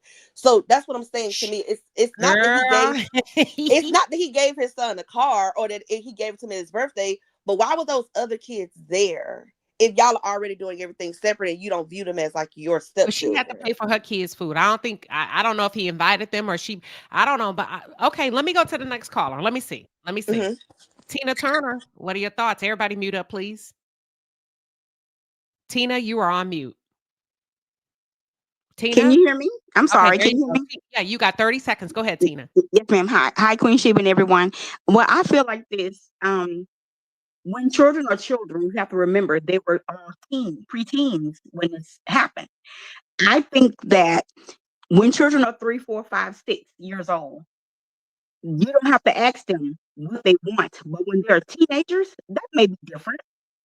But I feel like as a woman, a mother, if you agree to all of that, that's your fault because those are your children. We come as a package. If we're going to be a family, we're going to be a family. So I don't think that he's wrong because as a mother, if you decided you and your children, and remember, she let them make the choice. You didn't want him as a stepdad. So it's your fault. I wouldn't hide anything that I bought my children. Why? Because everyone agreed. They wasn't little children, 2, 3, 4, and 5 years old. Remember, they were teenagers, preteens. So I agree with the man. You can't come back and say, well, you see how I'm doing with my children are doing well. That's your mom's fault. If you're not making the money that I'm making, well, you need to do what you need to do as a parent because remember, this is what you and your kids decided. We all sat down. We all decided this. So that's the problem. Tina, your audio went out, Tina. I was saying that, I'm sorry, a phone call was coming through. I was saying that I think it's the mom because I'm like the other caller. You cannot come back and tell me when we all decided as a family, from my understanding, you're going to buy your kids stuff. I'm going to buy my kids stuff. First of all, they both was wrong because why, as a woman, would you say you buy your kids stuff? And first of all, we got to remember this here. They moved in his home. Now, if you're going to be a family, get a home together. Not his home, not your home, but get one together. So that it won't be no problems. And I wouldn't hide whatever. Like I said, Queen Sheba, if I bought my child a car, why would I hide that? Remember, you all agreed to everything that's going on. So now y'all have a problem. Well, let it be a problem. You need to go his way and go his, her way. That's it. Thank you, Tina. Tina said, listen, you agreed to it. No matter how we slice it and dice it, she agreed to it. Julie Land, welcome. You got 30. Y'all got to stick to 30 seconds because we got to push to the next topic. Julie Land, what you got? Hey everyone, if this ain't the dumbest shit I've ever heard, in my life. I'm been upset. I personally Uh-oh, Julianne, let me recycle you. Your audio is clean, smooth out. Hold on. Let me take you down and put you right back up. Give me 1 second. And 5. And I asked that everybody, I still got to go to the next topic. So y'all, let's go. Here we go, Julie Lynn. Let's try again. Can you hear me? Is this better? Okay, way better. Yes. Okay. Okay. I think I was just talking too low. But yes, I was just saying this is the dumbest shit I've ever heard in my life. I'm listening to this getting upset. I don't think he wants to actually be a husband, or he actually wants a wife. He just wants a woman in the house. And I don't think either of them would be married and what a union is supposed to look like, because it's giving very much like I'm not fully committed. It's just dumb in general, because typically when you get married, you do everything together. Your children, you become a blended family. But that's all I have to say. Okay. All right. Thank you, Julie Lynn. I have to agree with Julie. Julie, what the hell are you doing? She agreed to that. I can't blame him. If a grown woman that have pushed out 2 kids say, hey, you ain't got to do nothing for mine, what can I say? Regina B, you got 30 seconds. What are your thoughts? First of all, nobody comes before my kids but God. Second, I ain't saying I ain't even doing it out my mouth and say something like that. You know, to agree to something like that. That's the problem. If she hadn't did that, they wouldn't be in that situation. Nobody come before my kids but God. Period. And when they get grown, then look, they get out of hand, we got another, problem. But that'll be me and my kids. No man come for me and my kids. Period. But God. That's it. All right. All right, that's Regina B. I got you, Regina. I'm going to kick you down. Let me go to the next caller. We got 30 seconds. We got Yvette up next. Dazzle, Trey, I'm going to spin the block on you. Yvette, what you got? Yes, Queen. I think, to me, my point of view is I think that both of them are in the wrong, and where they messed up at, the kids controlled the relationship off jump. And that's the kids narrated what direction the relationship was going to go, and both of them let the kids tell them, she's not gonna be my mom, he's not gonna be my dad. Now you have a mess on your hands, and now it's out of control. Now the kids want to backpedal, and now they coming back telling the parents, mom, what they want. So who controlling the relationship? The kids off top. And you should never, especially at the age that they are, you still living in my house. So you're not going to tell me when I bring a man in, you can say if you like him or not. But once I introduce you and he's okay, he's a thumbs up. Now you want to tell me, oh, but he's not going to be my dad. But, I want him to be dad now because I want a car. The biggest problem was the kids off top. Thank you so much. And I appreciate the topic. All right. Thank you, Yvette. I'm going to move on. I got Cece, you are not connected. I tried to let you know in the private chat.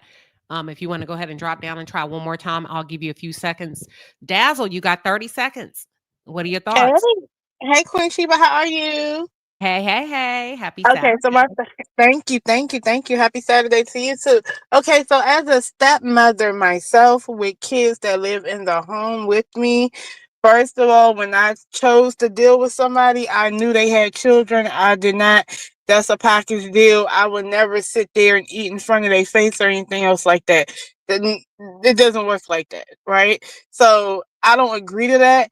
But unfortunately, that lady really did, for some reason, agree to that type of circumstance. And I think, like you said, like we have to ask ourselves, what was she thinking when she decided to agree to those type of things? And maybe they needed to wait a little longer until the kids got old enough and moved out the house, and then they can move with each other and stuff, and it would have been better. But I don't understand why she agreed to that. That's what I got to say. Yeah. All right. That's Dazzle. Thank you, Dazzle. That was Dazzle. Hold on. Cece, what you're going to have to do, let me tell you what to do, because you're still not connected. Go out. And before you come back in, don't hit enter studio until you've got your audio connected and your camera off. Don't change it when you come in, because it's not going to connect you. If you do all of that before and then hit enter studio, you should be good to go. Trey, what are your final thoughts on this? Okay, I just want to actually answer that question. What was she thinking? I believe, or I want to speculate that the mother was thinking about herself and not those kids.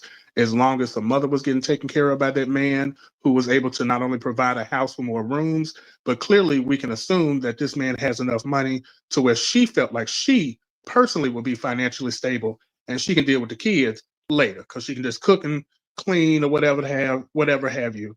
I honestly believe that the kids maybe have made like a little quirk about it or like a light thing, and she took it to him in a way in which made him feel like it was her fault. It had nothing to do with the kids. That's why I think he's mad at her because she's jealous that that kid got a new car and a nice dinner in front of everybody. I don't think it has anything to do with the kids. I think that lady's just jealous. Ooh, okay, that's a good point. Thank you, Trey. Let me read this comment, and y'all, we got this. What I'm gonna do? I'm gonna drop everybody down.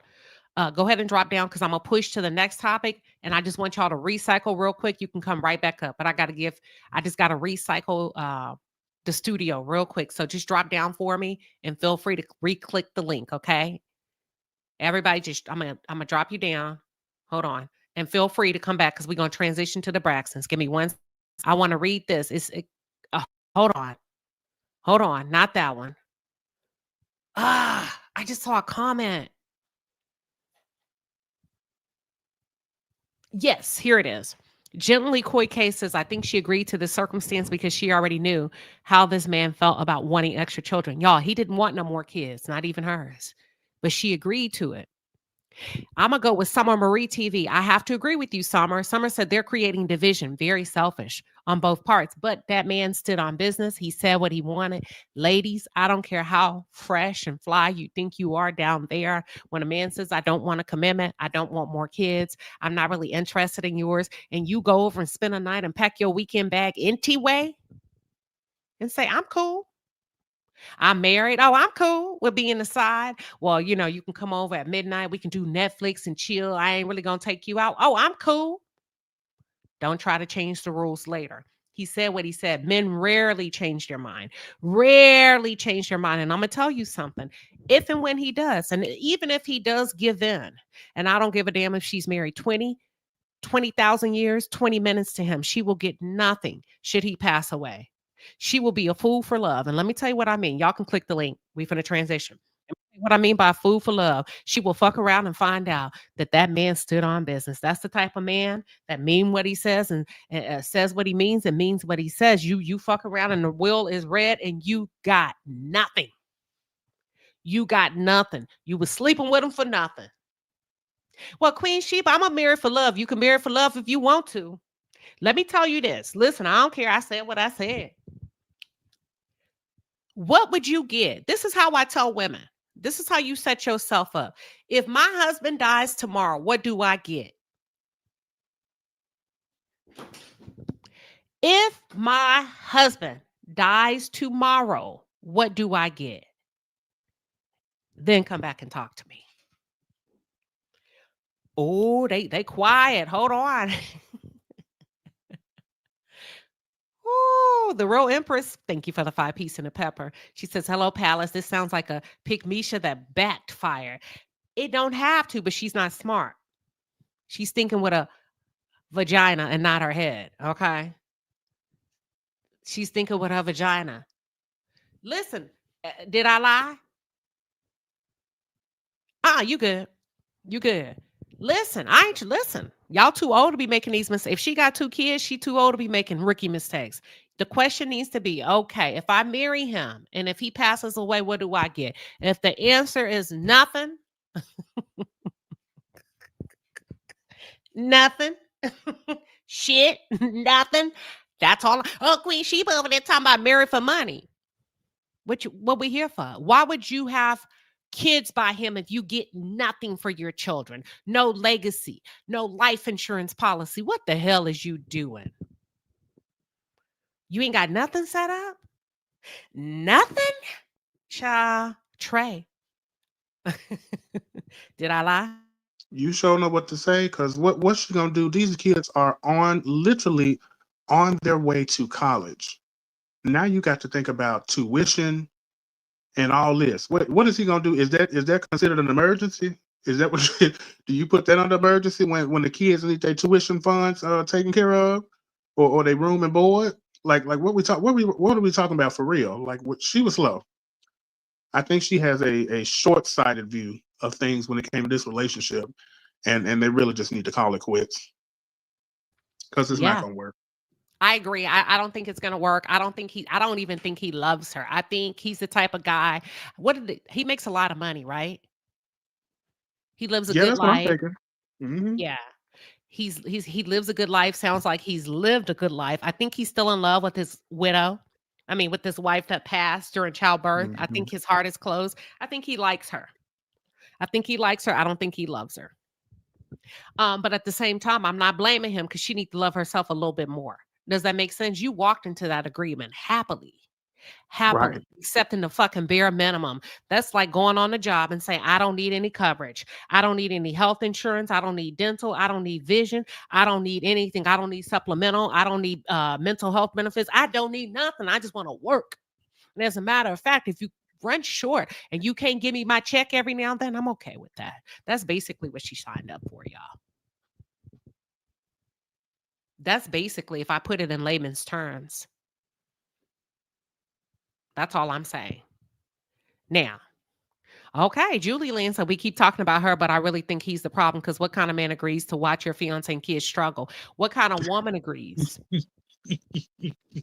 Because before he can watch it, she has to agree to move into the house and uproot her kids from whatever they were, wherever she Right. had them, wherever they were. See, he should not be the great white hope when they already have a father. Now, that's how you're supposed to walk into a relationship popping your shit as a woman. Not saying it, but knowing, baby, even if you didn't, they daddy will, their father will, and their mother will. He is not supposed to be the great white hope when it comes to her children. Now, if he is, that's fine. That's a blessing. But what kind of mother, what kind of woman would readily agree to this man not even agreeing to buy her kids a piece of Wonder Bread? That's all I'm saying, Julie Lynn. So we got to start with her before we can work our way down to him. Julie, the man wasn't even buying them kids Lunchables. They couldn't even get a peanut butter and jelly sandwich from the man. That's what he talked her into that. Why was she so slow to agree to that foolishness? That's the problem. She moved in knowing that. Mm-mm. Mm-mm. Yeah. Bringing your kids in a situation that you thought, I don't know. She agreed to it, y'all. He listened. She gave up her house, her home, her kids' stability to bring them into that. Mama made that decision. I get what y'all are saying about him, but he never switched up. Yeah, He that's true. never switched up.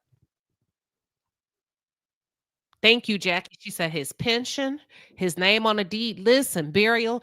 That lady, listen.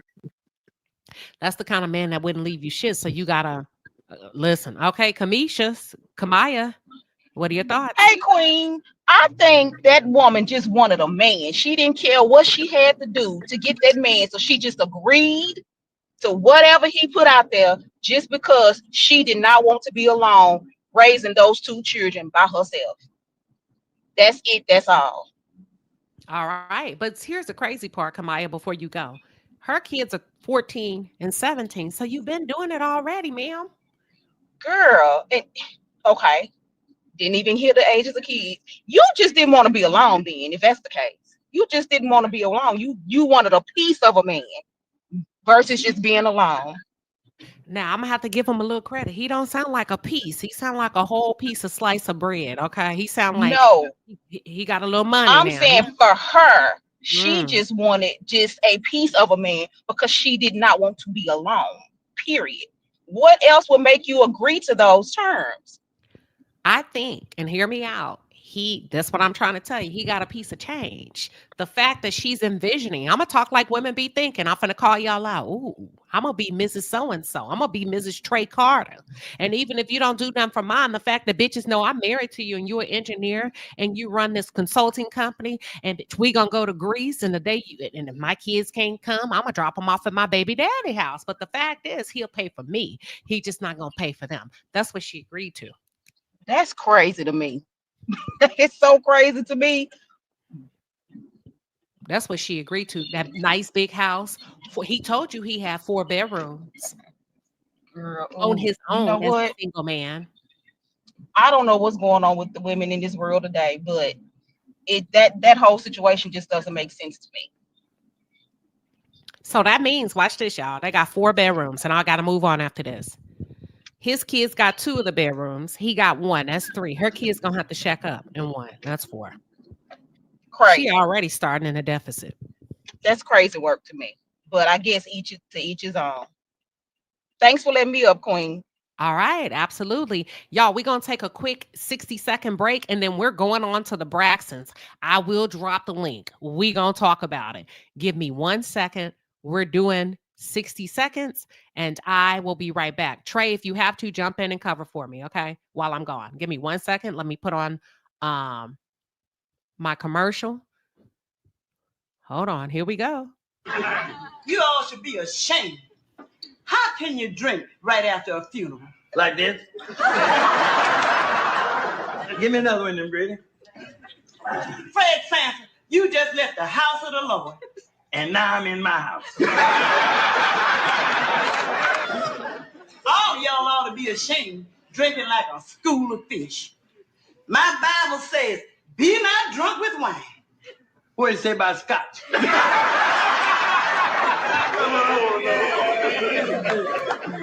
Hey, listen, why'd you go someplace else? Why'd you go ugly up somebody else's house? Who you calling ugly, sucker? You. All right. We back. Y'all ready for the Braxtons? So listen, my sister slept with my man. And according to the recent trailer for the upcoming episode, baby, I don't know who to believe. Tawanda is accusing Tamar Braxton of sleeping with Tony Braxton's man. Now listen to me very carefully. One thing we have to say, it has to make sense. Who's not a man? What? Oh, I don't know what y'all. Let me stay out the chat. Tawanda Braxton is accusing Tamar Braxton of sleeping with Tony Braxton's man. Follow me very, very closely. They can't be talking about Birdman. I know some of y'all are saying they talk about Birdman because Tamar used to date him way back in the day. Now Tony's engaged. That means Tony came behind Tamar. I think they're talking about somebody else. Who? I'm not sure. Yes, Tawanda is accusing Tamar of sleeping with Tony's man. Tawanda Braxton accusing Tamar Braxton of sleeping with Tony Braxton's man. Let's go. Here we go. Let's play the clip. I will have to interrupt every now and then. That's just the rules for fair use. Here we go, y'all. Whew. What's that? I don't know what that is. Hold on. Okay, I got it.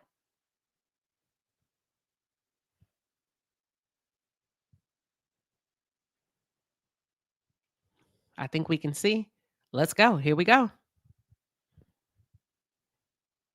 The man my address. I'm not expecting y'all to really give a about me. What I am asking about is my child. Do I know where you live? Well, of course you don't come. So Exactly. my thing, So how would I I know give where it you to live because I put down your down payment. Oh. And you've been stealing from me for the past couple years on my credit cards. And help But me. what you steal? I don't steal anything. You don't? She said, but what you steal. So let me give you a little bit. I know you lie. According to It's On Site, Tamar. Well, first of all, I left something out. Tawanda accused Tamar of sleeping with Tony's man. You see, Tony sat back. Tony sat back and watched it. Tony, did you light that match and set that house on fire? But then Tamar is going to fire back. Let's continue. Oh, you sold men. Who's the man that I stole? Tony's. You slept with them Oh, a few times. Who? What man? Do not get the link. Oh, bitch. Don't you know down there? Look at Trina. Look at Trina. Trina said it's Oh, true. you're such a liar. Such a liar. Man, he said he You know that. Tamar comes back and say, you a damn lie because he said he effed you. That's a lie. I swear You to know God. that's a lie. Which part are you I swear. Your man for? You think I too? Don't. Hold The man, my That's the trailer. And the internet is on fire. There's another trailer that I have, and I should have saved it. I like the ones where people don't have I had one and it's somewhere in my where the producers jump in and say, "Oh my God, y'all really don't want to go here." All of the sisters said, "Oh, yes, we do want to go here." So y'all quit saying that the production is tearing up this family. This family been toe up from the flow up. Trey, what are your thoughts? Well, I just want to quickly rewind back to the part where Okay. Tawanda used the accusation that Tamar was sleeping with one of Tony's men Okay. or had slept with him. She used that as a way to get out of denying or taking fault for stealing from Tamar. So let's Hold be on. clear. Tawanda Okay, did go not ahead. say no, I didn't steal from you. She said she answered the question. She answered that with another question or another statement. She answered that question with a statement or that accusation with a statement, more so. So I fully believe that Tawanda is the thief that she's always been, and I know that y'all, a lot of the people out here are coming back on Team Tamar, or they're giving Tamar grace. Baby, I have been saying for a long time that Tawanda been a snake, just like Tracy said that Tawanda is the real snake of that family. Ooh-wee. So look, let me share something. Let me share my screen. So first of all, do y'all believe Tamar could have ever? First of all, what the hell is going on with the sisters, y'all? That I knew it was something. So if you really pause, don't just think about today, don't think about yesterday. Could this be the reason that they've always treated Tamar like crap? Because they believed, or Tony or Tawana, whomever, may have believed that Tamar slept with Tony's man. I don't think they're talking about Birdman. I think this is something that has been in the making. There's somebody they're talking about. Is it Carrie? Who has Tony been married to? Carrie? Yeah, Carrie. I think that's her only marriage other than Birdman, which is So she was questionable. probably messing with somebody else that we don't know about. Yeah, there's another guy that people have been saying. I'm not sure of his name. It might start with a B. But he was like a producer. The guy, whoever it was, he discovered Usher. But he worked with Tamar, with Tony, back in the day as well. Maybe somebody in the chat knows. Okay. Let me see if I can pull it up. First of all, this is toe up from the flow up. This family is they're divided. Trina, first of all, I'm gonna be all. It's an ex NFL player. Okay, that's what you're saying, Simone. An ex NFL player. Daphne is saying that's a classic deflection.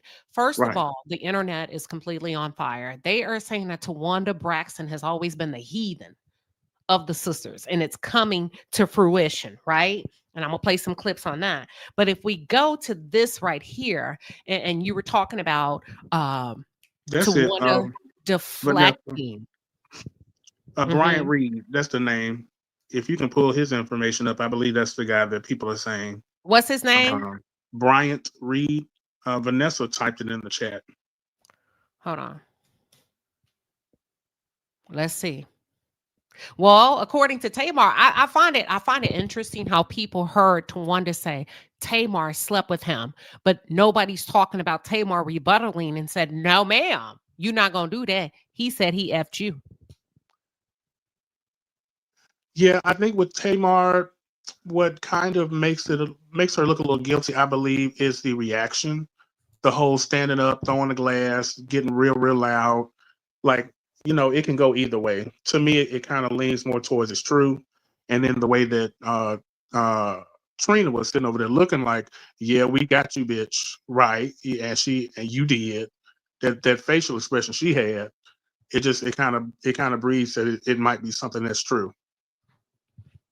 Okay, let's take a look at Brian. Brian, if it ain't you, we not saying it's you, but we gonna look at you. Okay, this is Bryant. Y'all think it's him? Well, okay, is there any proof that Tony ever dated this man before I pull this man up?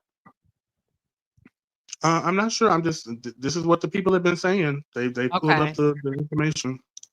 I got Carrie, I got Brian Reed, I got Curtis Martin. I tell y'all what, why don't y'all go look it up? Because y'all ain't finna have that man come out. I just thought about that.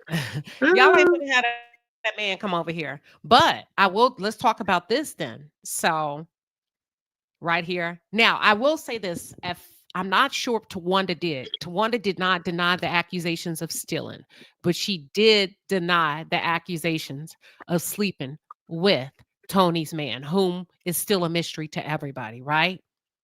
Mhm. That Correct. lets me know that Tony's on some get back type shit and always has been, if it's true that Tamar did sleep with him. Okay. Now, let me think. Did sleep with him. What year did Tamar get married to Vince, y'all? Ooh, Well, that's a it good don't question. even matter at this point. It don't even matter because it seems like if Tamar did, and I'm not making any type of excuses for her, it was probably at a younger age.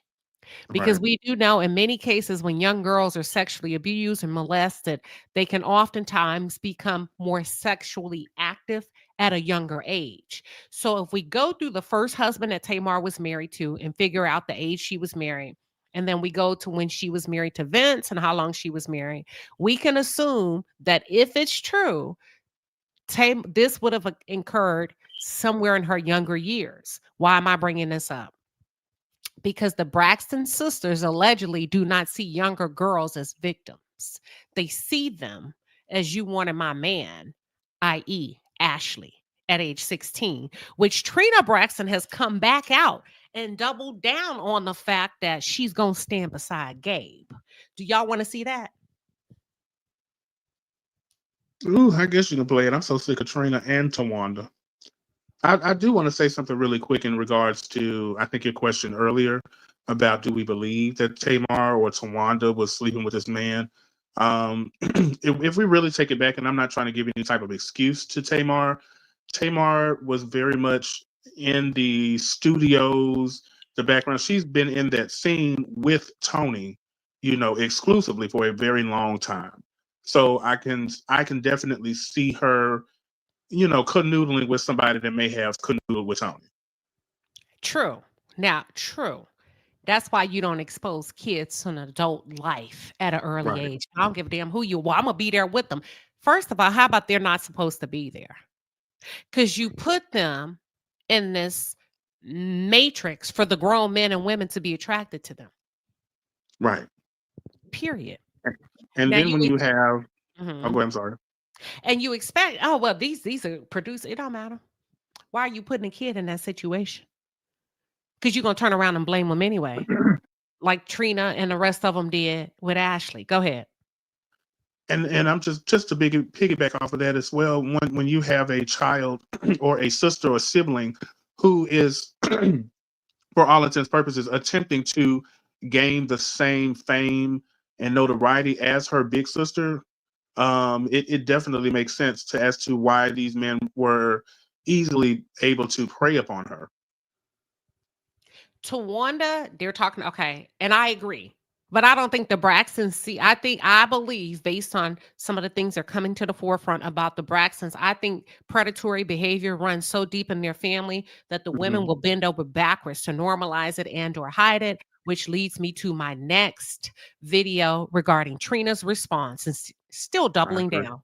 There's a lot in the season about the drama around Ashley and her revelation. You had some feelings about that. How did you feel it ended up? Well, first I'll say that you can never deny anybody their truth. But when you say that someone has their truth, it doesn't necessarily mean it's the truth. You low down, dirty broad. That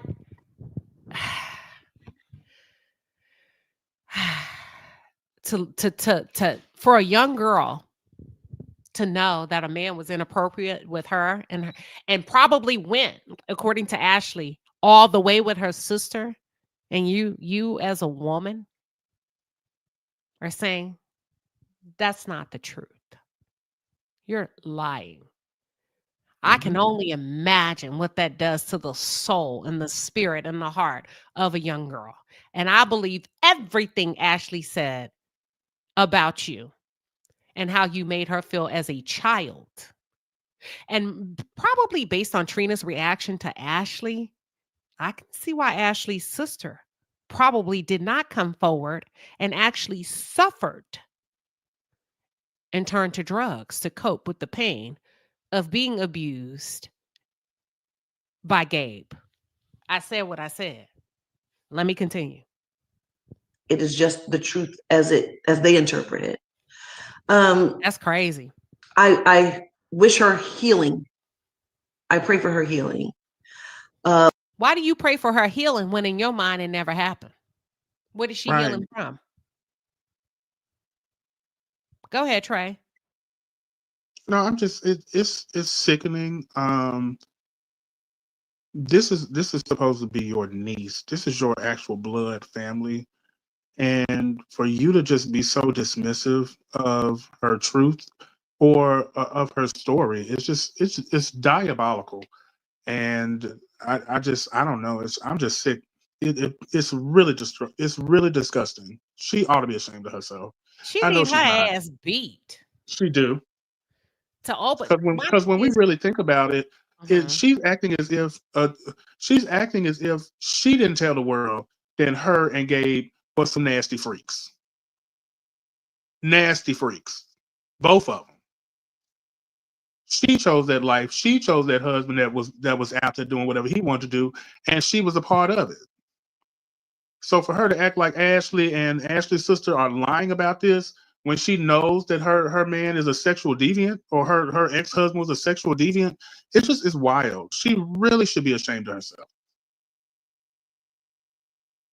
That's all I have to say.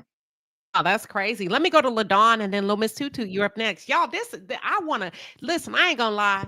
I want to fight Trina Braxton. For real, for real. I want to fight her. Go ahead, LaDawn. Thank God she ain't having no more kids because this type of woman is dangerous. She is very dangerous for kids.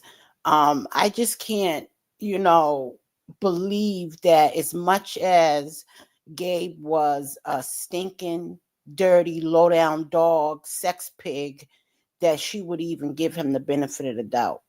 I can't believe that she's making it seem like whatever story Gabe told her, she believes it, and her niece just made up something else in her head. It really shows how messed up them girls are. And I really came up here to say something about Tawanda. Remember, Tawanda was Tony's assistant for years. She was Tony Braxton's assistant for years. And when they got that show, the first season, something switched. Tawanda stopped being Tony's assistant. She stopped working with Tony. So I feel like Tamar is an easy scapegoat to blame her for that. I do not believe Tamar slept with Tony's boyfriend. I think it was Tawanda. I think they're willing to lie for each other, just like Tawanda stood by Trina, and the niece said, all of the aunts made me feel not welcomed. They went more on Trina's side, and that's what Tawanda shows. So I can see the way Trina was looking at I smoke Queen. What's her name? Tamar. The way she looked at Tamar, like, yeah, we got you, because she's willing to lie with her sister. I don't believe it. She was deflecting because she's a thief and she's the one not to be trusted. All right, Lil Miss Tutu. Hey, Queen. I just wanted to piggyback and correct you from earlier.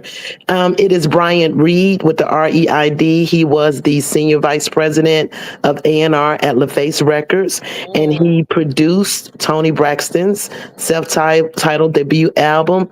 They dated between 1993 to 1994, and the ages, if we just want to kind of guess, Tony was 27, Tracy was 23 in 94, Tawanda 21, Trina 19, and Tamar was 17. Boom. Listen, I didn't know none of that. Hold on, watch this. Did I know any of that? No, that's why I came up to give you this extra info, Queen. And did not say that the Braxton sisters do not see female children as victims. They see them as competition. You wanted my man, and I used Trina as an example of how she treated Ashley. Now, if what Tawanda is saying is true, I wouldn't give a damn if Tamar was 17 or 18. She's still a fucking child. And that's a grown man that seduced a child. Even if she said, yeah, she's a child. So why would you baby, go ahead. Two left. Damn, two. But now y'all got it. And I didn't even know that. I was going to just say, let me go research it, because you Braxton sisters, y'all are some kind of wonderful. They see other younger women, children,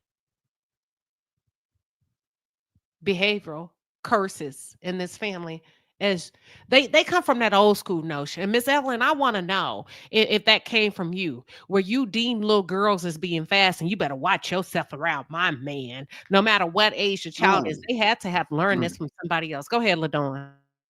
You hit the nail on the head, Queen. You hit the nail on the head. It started from that mama. She seems like that type of woman, like you said, fast tail out of here, you know. But it's clear to see that some other stuff happened to Tamar, in my opinion, that they also swept under the rug, because the mother, they probably had that way of thinking. Yeah, we covered that. We covered that in great detail. LaDawn. Yep. Yeah. Whew. But look, Trina is still standing on business regarding what she said about Ashley. Go ahead, y'all.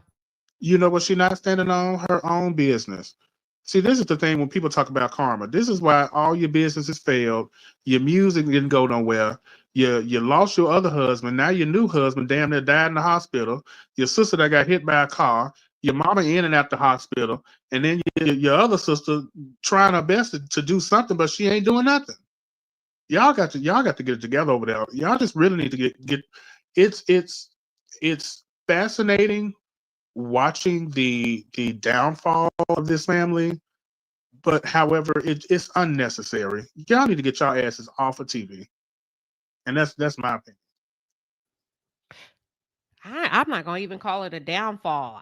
I'm kind of happy to see it happening, because you can't heal until the truth is aired, until there's a confession. You get what I'm saying? And for many years, these kids, because they started off as children, Miss Evelyn groomed the hell out of them. In a way, and I'm not talking about grooming, groom them to pretend that nothing has ever happened in that family. And who sent me the clip where Mr. Michael was saying, basically, Miss Evelyn confronted him for not helping to raise the kids. He said, you too much. It's either your way or no way. And y'all got to quit letting your mom run your life, because she has a hand in everything. She's so dominant and domineering. I didn't want to come back to this house. That's what I'm not making it okay. I'm just calling out. Tulsa, what are your thoughts? You know what? They always say a family that prays together stays together. I wonder what are the prayers that are going up? It's a lot of confusion. I don't see now. This is like I was saying earlier. Let's go back to the parents. It goes back to what the daddy did. We got to go back to the root of the problem. The daddy cheated with the mom's best friend, right? Evelyn is going to feel a certain type of way about any woman. She's going to be paranoid about any man that he gets. Is he looking at my daughter? Is he here for me, or is he for my daughter? Is he trying to get the last name and things like that? I think that there were a lot of misguided children. You know, when you talk about them getting into the church, okay, you're going to sing this, you're going to sing that. She was still pushing them when she should have been pushing them into therapy. I think they both hold the weight of destroying this family. The girls are forever traumatized. They don't trust women. They don't trust men. They feel like men are always going to cheat. and the man is going to go behind their back and cheat on them. What is their role models? What is their representation? What did they grow up under? Are they really getting the help? Let's really talk about it. Let's wake it the fuck up. They didn't have Ayala. They didn't have many therapists on there, and can't nobody get through to them. You want to know why? Because everybody want to place the blame. Everybody want to pass the blame. Well, you know what? It ain't my fault. I did this, and I tried to work this out, so it's their fault. They keep passing the blame. Nobody wants to carry the torch of breaking that family's generational curse and really meaning it. Tamar, we don't need you out here doing it for a moment. I don't think she's Right? doing it for a moment. I don't. I'm not, but listen, if we really go at Tamar, right? No matter the situation, we just saw Tamar just come out and said that, she was in a pool full of blood and we were just lost with no But answers and that has things like nothing to that. do with, but that What you can't type tie of that in. Hold on, because I don't want to confuse. I don't want to go down a rabbit hole where we take away from what we're really talking about, which is abuse and what they're hiding in this family. You get what I'm saying? You said they need healing. I don't think Tamar's trying to have a moment by standing on, not about the teeth and all that. I don't even want to get into that. That was a negative. I don't even want to tell us I'm sorry. I just do not. decision making? It makes a lot of sense, but I'll go ahead and drop down. Okay. I don't want to get into that, y'all. I don't, because it has nothing to do with about what happened in that family. I It agree don't. with you though, Queen. I believe the reason why they not getting the proper help is because they're not being authentic. They're not being honest. They're not digging under the root of what broke this family down or why they parented the way they did and their kids turned out. Because we didn't know nothing about Gabe in this situation. It was swept under the rug. So now things are coming out because you can't get help if you're not being honest. You can sit and talk to Ayanna all day, but if she don't know the truth, she's only dealing with surface stuff. They got too many secrets that they were taught. What happens in the home stays in the home. And what I want to say about Evelyn, to me, it seemed like she came in the marriage with some insecurities or some issues, because he said during the marriage she was already, before the cheating, she was already demanding and a bossy or whatever. So I just think that they have secrets that they don't want to be seen because they're trying to look perfect. Tony always tries to look perfect. Don't do this because it might hurt Tony Braxton's image. Don't say this because it might, like Brandy and Ray J. Don't do this because Brandy said you're messing up the family name. I believe that there's some deep, dark secrets in that family. And the way Trina responds to her niece, and her other niece already is unalived, it shows that it's deeper. Yeah. What it shows is a disconnect for me. Like there is no type of consideration that Trina has, not only for what Gabe did to Ashley, but Ashley insinuated he actually went the long way with her sister. Let me continue to play it. Give me 1 second. And they're mad at Tamar. Let me continue. Hold on. But on the other hand, I know as a person, me, myself, I can't be held accountable for someone else's actions. But we can hold you accountable for yours because you called her a liar. Right. Now, at first you apologized to her and you made her feel good about, being open about what happened to her. And then you sat in it and you came back and you made it her fault. So we can't hold you responsible for Gabe's actions, but we can hold you responsible for your reaction to Gabe's action. Right. Yeah. And as an aunt, I did all the things that I could. I embraced her.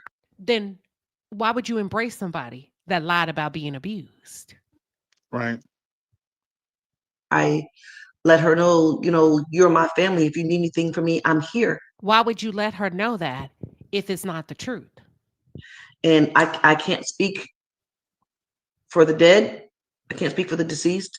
But all I can do is just speak for me and just be there if ever she needs me. Yeah. They showed on the show that you got some bullying comments on social media. Were you surprised by all of that? Well, no, because in the jury of public opinion, you're already you've already been sentenced, and that's something that people didn't understand because they didn't get the full scope of the story and what happened. So how is it ever? I don't need the full story when a man acts inappropriately with a child, let alone a grown ass woman. What is it that we need to understand? What's the full scope? Tell us. We listening. There's so much more that could be told. There's so much more that should have been told. However, none of it should have been for public consumption. Yeah, isn't that I think interesting how these things- if you are ready for healing, I think if you want healing, I think if you're looking for healing, you have to speak to the person where you feel like you can get resolve. No, you just said you can't speak for him and you wish her well. So how can you resolve anything for her? Because you said that only the dead could clear it up. Girl, bye. First, not open forum. There's a lot in the season about. Okay. All right. Somebody just let me see. Dazzle, what are your thoughts? Okay, hey again. So my first thought was about, I guess, Tawana and Tamar about who slept with who. I kind of feel like it's a possibility that both of them could have slept with that man on different occasions. You never know. It's a lot that goes on between sisters when they have like a large family. Things happen over the years. People backbite, people get jealous, there's a lot of stuff going on. So I can't really like say that didn't or did happen, because it could have. And I do think Tawana might have even stole. Sisters, siblings steal from siblings all the time. So I think that might be a thing too. And I find it unfortunate that the aunt does not want to like take the niece's side when it comes to SA. I feel like that could have been a way of healing if she would have took her side. But it's unfortunate that that's the hill she wants to die on. All right. Thank you, Dazzle. That was Dazzle, everybody. Ooh, the Braxtons are a lot. And I'm going to blame Mama Evelyn. I know we should be talking about Mr. Michael, and I had a clip, but I can't use it. It's too long. And unfortunately, oh man, it just won't let me transfer it. But there's a part where I had a clip where Mr. Michael was talking. I'm not making no excuses for him, but let me ask y'all this, and y'all keep it real. And we can talk about it on both sides. We know when men are destructive, the first thing we tell the woman is to get out, leave the house, right? We said it today. That lady needs to leave that man if he don't want to pay for the food. Girl, don't marry him. Girl, what about women that operate and behave the same way in the house? We pause on that. Mr. Michael said, oh, hell no, I'm up out of here. I'm not condoning him cheating or anything like that. But in the clip that I did have that I can't use, he said, I didn't come back to help you because you're too domineering. Are there cases where women are too domineering, where men just said, I'm not going in there? That's toxic. And no, she's not whooping my behind like a man will whoop one, but she's whooping me mentally and psychologically. I cannot stand the abuse, the emotional abuse. I can see it for back then. I can definitely see it because there wasn't organizations or help or people pouring into men if they felt like less of a man or was being verbally abused by their wife back then. You know, it's more information and more help now. So I can see a man saying, I can't take it no more and dealing with her. I'm dealing to deal with my kids. I got to deal with her. So I'd rather just go. It doesn't make it right. That means he abandoned the kids. But my grandmother had 17, and my grandfather was not responsible for the raising up of the kids or to put the values and the morals. My grandmother taught that and instilled that in her kids and grandkids. So even though they was still one family, the man and my grandfather really wasn't on hands as far as that. So Michael, the father, I feel like Evelyn pushed him away, and I think she did more damage being the parent left at home with the kids. I think she did more damage on the way she handled the situation. She used to talk about the father and his cheating with her kids. You don't involve the kids. And that's a lot of their problems with men too. The way Evelyn talked about their father, to them. Yep. I got you. Let me go to my super chat. Desira TV, thank you for the 5 piece and the pepper. She said, just because you break things down well. Listen, I appreciate it. Thank you, Desira. Let me go to the next caller. C. Babbitt. Did I say that right? See, map it. You're on mute. Oh, okay. Hi, hey Queen. Hey. I just came up to say there's a few things that I think are happening here. I know you mentioned earlier about why they have a problem with Tamar and her possibly this issue with the man, which I think we can lay that to rest, because even if that were the case, she would have been underage at the time. But, you know, back in like the early 2000s, Tawanda was on a show called Starting Over with Iyanla. And she went on that show under the premise that she was trying to get out of the shadow of her famous older sister, Toni Braxton. However, the crux of the issues that she was laying out on the show were involving Tamar taking a solo deal and leaving the Braxton's groups that at the time Trina, Tawanda, and Tamar were in. So this is when Tamar got her first solo deal and came out with her self-titled album way back in the early 2000s. So like a lot of those episodes are still on YouTube, and you can go back and take a look at them. So although she probably was able to get onto the show under Tony's name, right, being Tony's sister, but she mainly had her issue with Tamar, and that Tamar left them and they were not supposed to be separated again because this had happened already when Toni got her solo deal. But I just found that to be very odd, considering they went on and left Tracy when Tracy couldn't go on with the group when the Braxton sisters were signed. So it just seems like she has a tendency to harp on Tamar and blame Tamar for why she may not have achieved whatever success that she believes that she's entitled to receive. Also, with Tamar being the youngest, Let me ask right? you this. What's the age difference? I'm glad you're saying that. What's the age difference between Tawanda and Tamar? Let me see. They're all like 2 years apart. So maybe 4 years between Tawanda and Tamar, because Trina's older she's the child before Tamar. And then I want to say it was Tawanda, and then Tracy, and then Mikey, and then Tony. I may have Tracy and Tawanda intertwined, but it's no more. It's anywhere from 4 to 6 years. Okay, all right. They tell me, why are you so quick to believe Daddy Braxton? What he is saying can be complete bullshit. That's Simone. Those were his kids too. The blame game on Evelyn as well. Well, then hold on. Let me play it, and then let me play it. Hold on. Everybody mute up. Summer, I see you. I'm gonna come back to you. Everybody mute up so we can minimize any background noise. Out about this other woman, I was devastated. I was married to my ex-husband over 30 years. I had to say, see ya. What about you, Papa? That's because people live in their fantasy world. I don't think people were living in the fantasy world. You got the woman coming in and laying in your bed, screwing in your bed. That is not the fantasy world. That's for real. I don't know anything about it. You're a liar. And you a dirty liar.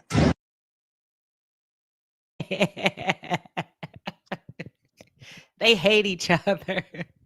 They do.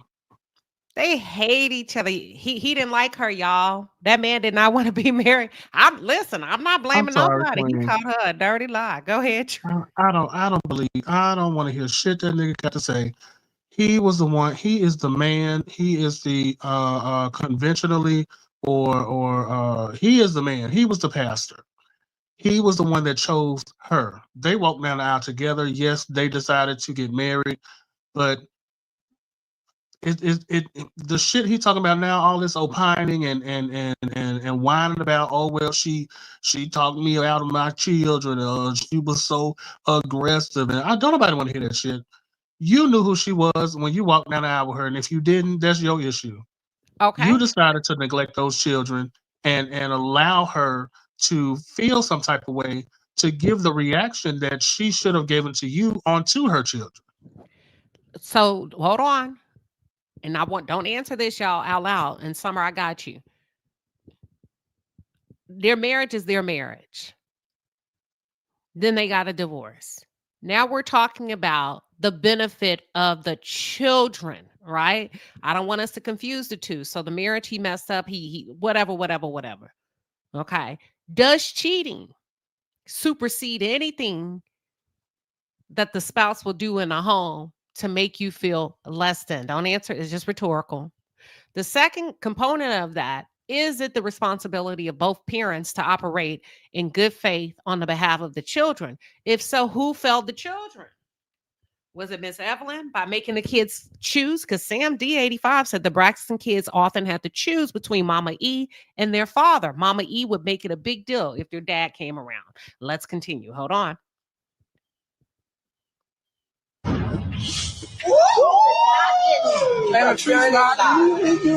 The nerve of him calling mommy a dirty liar. And he's the one who's been lying about his mistress for years. You think you had the perfect marriage, but you didn't have the perfect marriage. She was perfect, Dad. Because everything she said she thought was right. Pitiful lie, too. And as long as you agree with her, she's fine. And it's the same thing with y'all. If y'all don't agree with her, she is pissed. And it's time for y'all to stop letting your mother run your life. That's what I have to say. That thing. It's time for y'all to stop letting your mother run your life. How dare he try to tell me how to raise my kids after he have abandoned us. He has. Y'all, now Miss Evelyn, they grown. I'm gonna let y'all get in real quick and then I'm gonna continue. Anybody, I'll take two. Oh, let me go to Summer. Summer. Hello. Hey, Summer, you got the floor. Hey, yeah, I have a separate comment for Tawanda. I agree with Tracy when she said Tawanda was a snake. But my real concern is Tony wasn't there for Tawanda during her wedding. Why does she not hold Tony accountable just as much as she is trying to hold Tamar accountable for not being there for her wedding or helping her with her setup? And for Tamar, you know, Tamar, you know, it just seems like she's just fought for so long to prove her point that she just didn't care how she looked over the years. But the truth is finally coming out about who are the puppet masters and behind the scenes doing things wrong. But I just think that I think they treat Tamar terrible. I think Tamar tried to buy their love, impress them, you know, just try to be approved by them over the years behind the scenes. But Tawanda, she's really the snake. I don't like Tawanda. All right. Thank you, Summer. I appreciate you coming up. Let me continue the video real quick, y'all. Give me 1 second. Some nerve. Y'all have lives to live yourself. And she can't run her life, her home, and your home too. You know what? Had you been home long enough to help me to raise them, it wouldn't be such a problem. But where were you? I'm down being in the street. What did you do doing all whatever day? you were What big did you enough do to do. all day long? What did you do? What did you What do? did you do? If the Hanging children out did in the that, street. I provide what a did you living for tell all me? of my children. But let me say one thing. I'm the oldest child. I've been my parents the longest. I think that Daddy doesn't like mommy. And he hasn't for a He while. hasn't for a long time. Absolutely, possibly no reason y'all shouldn't have been friends. All right. I'm going to stop it there. Tony said, listen, I'm the oldest. I've been with them longer than y'all have. I grew up as a child. Daddy don't like mommy and hasn't for a long time. And I saw that growing up. I know.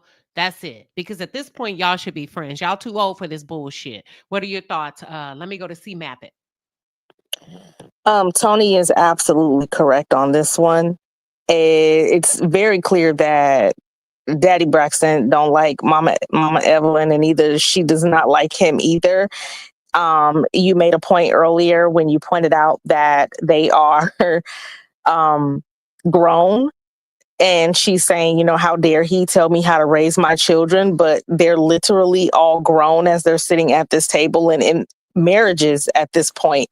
So while you never stop parenting your children, there is a time when you do stop raising them.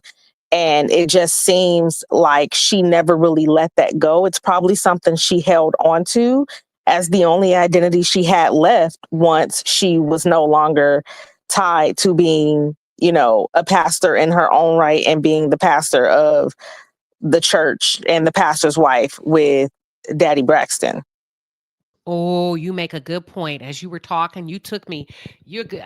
You just had me thinking, and that's a good thing because when you were talking about her identity being tied to the kids, not only that, it's a way to one up the mistress. Bitch, I always got him. I got 6 kids by him. Now what? Yeah. Yeah. Yep. All This And is right. they're what famous. happens when y'all get the hate hunching. This is what happens. Even when you're in a marriage that you don't like the person, y'all got to stop all this hate hunching because you end up with 17 kids and all these issues because you don't like each other and the kids don't like each other. It's all a mess. Stop hate hunching. I agree. And you know what? I rarely do this, but I'm gonna do it. I think it'll be nice. And I'm gonna kick it to Summer. A Watless says, do you all still think, not still, because you don't know what they believe before. So I'm gonna take still out. Do you all think a 2-parent home is better than a single family home? What are your thoughts, Summer? I think that it has to be I think that it has to be a healthy dynamic. You can see, I believe in like 2 people working it out in a healthy way. If he had wanted to stay, if the dad had wanted to stay and work on his family, in a healthy way, seek counseling, you know, be there for his girls, then yeah, I think a 2-parent home will be better versus a single home. But I definitely agree with the fact that this was the mom only identity. And she just attached herself to her kids so much that's pretty much all she had, especially Tony. But if either of them are unhealthy, then no. You know, it's better for people to just go their separate ways. But I will just choose the healthier dynamic. All right. Thank you, Summer. I'm going to read this question out loud. I want everybody to think, and I may kick it to, I'm not sure who yet. Miss Edith said, how many children did they have before Evelyn realized that her husband was not a helpmate to her? Evelyn got by on her looks back in the day, obviously. Let me pause. I'm going to think out loud, and I'm going to hand the ball off. I think Miss Evelyn was an extremely stunning woman. Still is, period. Extremely, extremely stunning. Okay. I think Miss Evelyn understood that she was a stunning woman. I think when she learned her children were gifted, that became a notch on her belt, in addition to being the first lady of a church, rightfully so. I think we should all be, you know, if you look good and you got a good family, rightfully so. I think Miss Evelyn has not been able to recover from the fact that her husband, whatever his qualm is or was with her, he will be willing to walk away from such a beautiful woman, successful kids, and go to something like Miss Wanda. Because if you see Miss Wanda, that was nothing to write home about. When we saw her on the show, they're completely opposites. Okay. And I don't mean that in a bad way, but y'all remember Miss Wanda. And I think she was shook because back in the day, probably based on how she was raised, you look good, you cook, you clean, you raise the kitchen. I mean, you raise the kids, and that's all it is to keep a man. Whatever it was that he felt, not making any excuse, just laying the dynamics. He was so miserable, he didn't give a damn, and he left. Let me kick it to LaDawn. I agree with you, but I want to answer the question about the 2-parent household. That ain't your question. You gotta go. Okay. So Okay. I agree with you. I agree with you, Queen. I think that in Fantasyland, you know, her dreams, you know, she wanted to be married, first lady, beautiful kids, because all the kids are beautiful. And he messed up her perfect little image. And all she had left when he walked out was them beautiful kids that were talented. and she held on to them like a possession. And she still lives with Tamar to this day, I think. So my thing is she held on to those kids because she couldn't, hold on to her marriage. That's all she had, that notch under her belt. I agree. And Cece makes a good point. Cece said the pastor was a devil playing in that lady's face with her friend, disgusting. True. But Miss Evelyn did not want to leave. Let me play it. She would have took him back. Watch this. There's no way, because I got kids now. I get it. I agree with you. I'm going to separate. Out about this other woman. I was devastated. I was married to my ex-husband over 30 years. I had to say, see ya. What about you, Papa? Hold on. Let me find the part where she said if he would have gave her up or something like that. I may have it. I may not. Give me 1 second. If y'all can just bear with me. I think I may have it. Hold on. I think it is in that clip because she talks about how they were in therapy and he was crying about not giving her up. Yes. Hold on. Give me 1 second. I'm going to mute up. Give me 1 second. I got to play it out loud to make sure.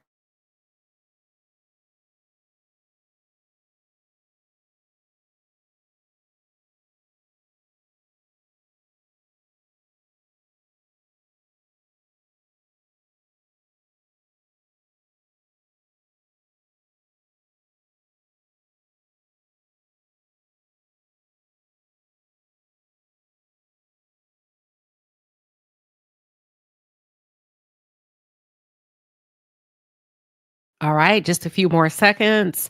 Hopefully it'll come through. Give me 1 second. So I'm with you, Cece. But y'all think about this. Okay, here we go. Here we go. I got it. Yes. No. Because if you have a sore and you keep hitting on that sore, it's going to continue to hurt. But if there is a sore, if you take care of the sore, if you take care of that sore, you can put the right medicine on it for it to heal. A sore, please. This man ripped my heart out. Let me stop right now. I'm going to ask y'all. What will heal that? No. Damn. Did y'all hear him? Did y'all hear? LaDawn, you're the only one that caught it. Did y'all?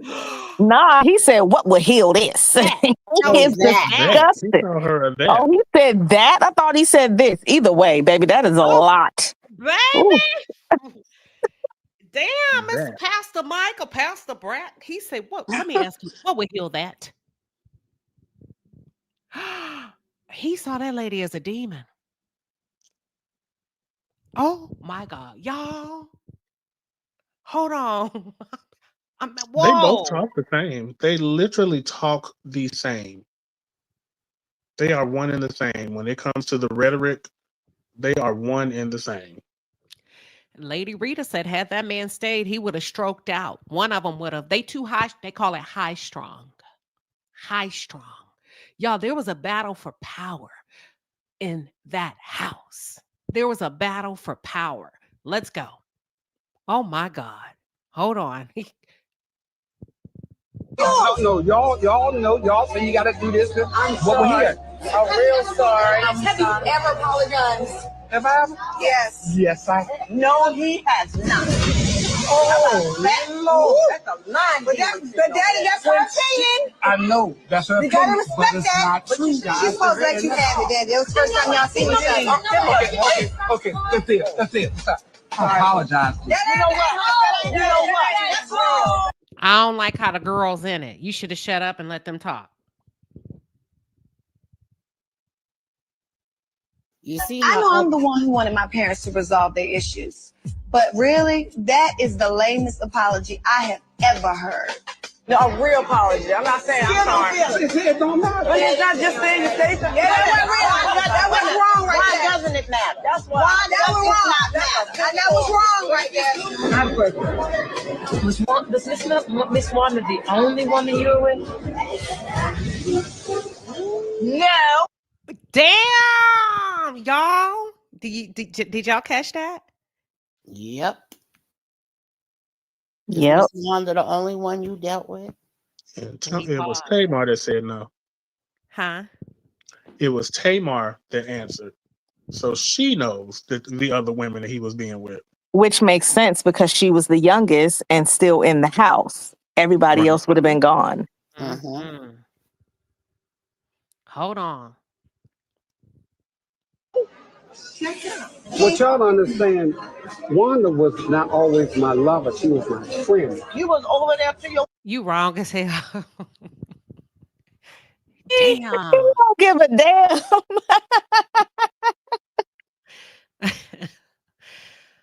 Ah, shoot. Golly. He said Wanda was my friend. She would imagine saying that in front of your wife for 30-some years. Oh my God. Right. That's crazy. Oh my God. That is crazy.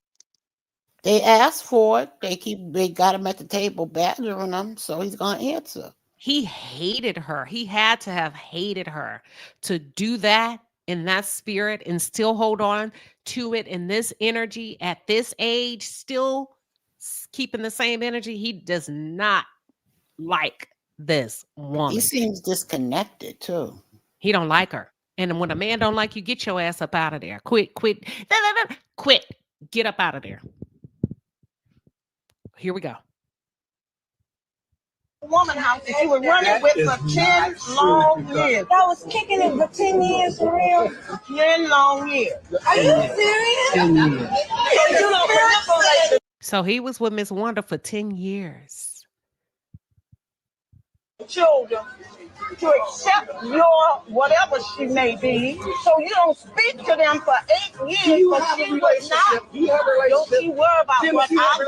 relationship. So he left. So apparently, according to Miss Evelyn, he didn't speak to his kids for 8 years. Yes, because remember Trina married that. Babe. Yes, and he did not show up to the wedding because Trina did not invite Miss Wanda. Okay, let's get into it. Let me ask y'all something. I know he cheated on their mom.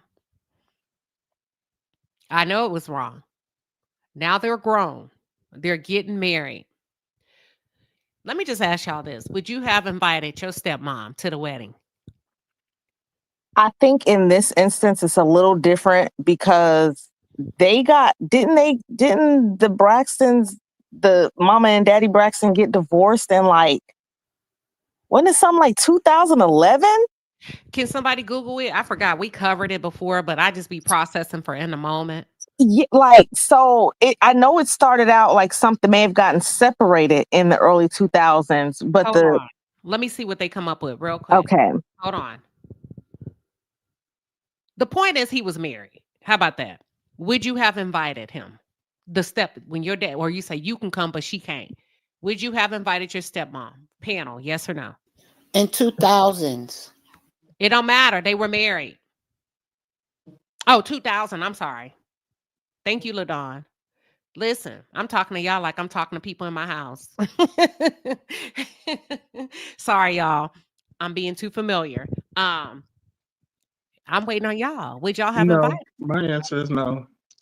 Keep her ass on over there at the house, wherever she came from. Okay. I LaDawn. think my answer is no. I don't know. They're divorced, and I don't know because I feel like if she didn't invite the other one, it was because of Evelyn's comfortability, and the day should have been about her and her father and the festivities. So I don't know. Okay. Summer. No, I wouldn't have invited Miss Wanda because of how Miss Wanda and Mr. Braxton got together in the first place. It's not the time or the place. But if he didn't show up, he should have showed up to the wedding because that's his child. I agree. That's a good point. I agree. That's a really good point. I agree. Yeah, you know what? That's a real healthy point. Summer saying this. We're talking about a wedding. This man cheated on his wife. I'm about to do a holy fucking matrimony. Go ahead, y'all. And you want to neglect the wedding and your daughter because she didn't invite the woman that she was cheating on her mother with for over a decade while this same woman was going to y'all church and smiling in your mama face? What are we talking about? Yeah, a mistress sitting at my wedding. That's the first thing. Uh-huh. Making me uncomfortable as the bride, always looking up. It's my day. So yeah, that's a good point. I'm gonna stop with Summer. Stop with what Summer says. Summer summed it up. It's a wedding. Mhm. Why would you invite a mistress to a woman that played the role of a mistress to a wedding where a woman is about to enter into matrimony for the first time? Girl, bye. Right, ain't no regular girlfriend. It's the one that actually was messing with a married man. Yeah. Yeah. All right. So look, I'm gonna pause it there for Tamar. Then we can go on and on and on. But what I am going to do is break down the episodes. I got 2 episodes to break down for y'all, and we'll pick it up from there. But real quick, I want to slide to the next topic. Listen, I told y'all I'm being messy now that Lauren should have watched what she said, and you got to be very careful sometimes. And I'm kind of thinking out loud. We covered Nicki Minaj. I want to touch on it briefly, and then we're out of here. And the other day I said, Lauren, you got to be careful. Well, Lauren's Twitter flagged Lauren LaRosa's post, says that her recent tweets about Nicki Minaj contain misleading and unverified claims. Yes. And it says, Twitter says, this account has previously shared misleading or unverified claims about Nicki Minaj. This tweet lacks context and may be part of a broader pattern of disinformation. Lauren, that's a bad spot to be. When a big platform such as Twitter, who allows people to say whatever they want to say all day, flag you and identify you as having a broader pattern of disinformation, the clock has started. And I kind of feel like Lauren is being used as the fall guy for a bigger agenda. What are y'all's thoughts? Well, first of all, that is misleading in and of itself, because you can submit for community notes on Twitter and it comes from the community of Twitter. In this case, that would be the Barbs. So if the Barbs kept reporting something as misinformation and putting that up there, then Twitter will then tag something that way. It's not 100% accurate. Okay, let me ask y'all this. How do you feel about Lauren insinuate? I know some of y'all say, well, she didn't say it, but she said what the people said. The fact that you repeated that there's a possibility that Nicki has schizophrenia, or people believe she does, and should her husband take guardianship or conservatorship over her, was that right? Or is Lauren just doing shit what everybody else do? LaDawn. I think she was wrong. And she didn't just leave it as what people were saying. Like you said, the way she said it was like she was has some validity to it, and I think that's what's wrong with a lot of platforms. They're so willing to just say things, not realizing how it can have a big snowball effect. So I think she was definitely wrong. All right. We had a big discussion about this, y'all, with Lauren kind of leading the charge, and they were insinuating that Nicki has, and this is what listen, and you got to listen to what they're saying. They're saying unverified. And people are saying, well, Cardi said that she's been diagnosed, and she said it 9 years. Unverified means show me the proof. Show me the medical diagnosis. I can say what I want, but prove it. Has anybody proved that Nicki, you said matter of fact. She said it in a matter of fact way. I got you. Has anybody actually proved that Nicki is indeed a schizophrenic and has been diagnosed with schizophrenic? Has anybody proved that? Nope. No. And and she's saying that I didn't hear that part from the last live, y'all. She was saying that Nicki should get a conservative, or her husband should get a conservatorship over her. Is that correct? I played it. Let me see if I can find it. I don't know if I can play it Well, again. no, you don't have to play it. I'm just Yep. if that's her wording as far as conservatorship, I just really think that's a dangerous topic to She go didn't say down, conservatorship. especially. Oh, okay. Okay. Hold on. She basically said the fans are saying since Keisha Kaur took over for Gucci, sh- the fans are saying, okay, the fans are saying the same thing should happen to Nicki, as if you know she has schizophrenia. Well, when they say take over, I mean, if he's her, if they're married, he's literally her power of attorney, correct? If She something happens Kaur, automatically. well, see, here's the thing. You got to watch the interview. Keisha Kaur was utilizing her title, an example of her power of attorney, to Mhm. illustrate how she steps in and takes away his right to be his own guardian when she feels like he is having an episode. And what she described as having a schizophrenic episode could be up for debate because people all over social media had a very strong reaction to that. They said you did not describe anything medical. What you described was subjective. Him not wanting to talk to you doesn't necessarily mean he's having an episode of being schizophrenia. That's BS. So people didn't like it because she didn't really give any hardcore clinical evidence of what that looks like. And Right. technically, you really can't because it looks differently in different individuals. What are y'all's thoughts? That's kind of, I gave you a long answer, but Okay. Yeah, these types of conversations are dangerous, especially when you're trying to put them on other people.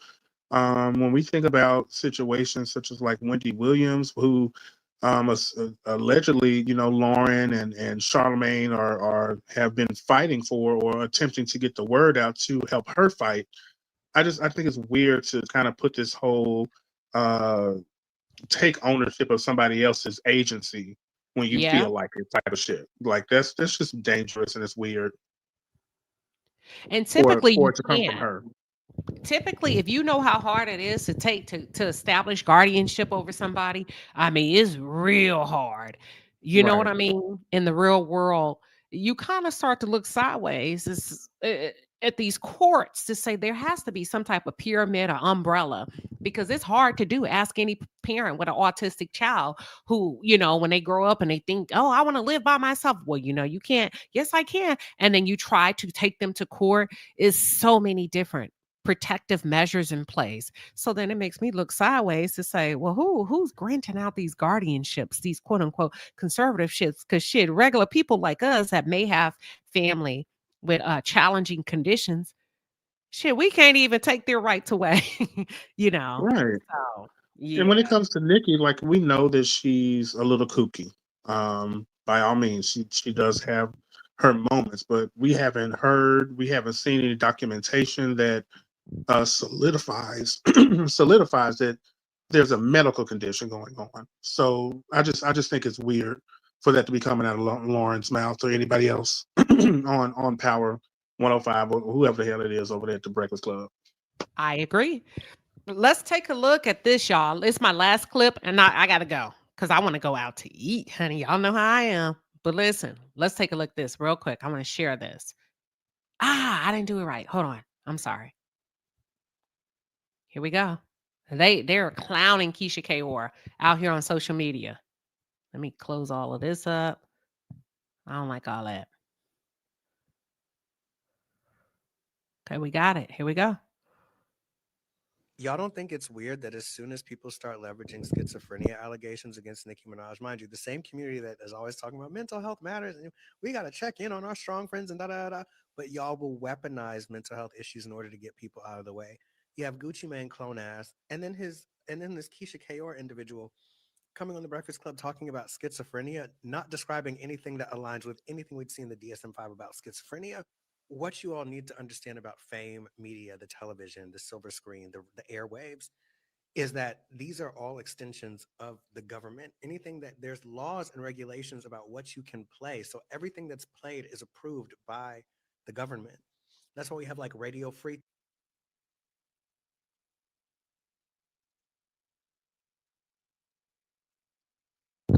Can y'all hear him? He's low, but I can hear him. Okay. All right.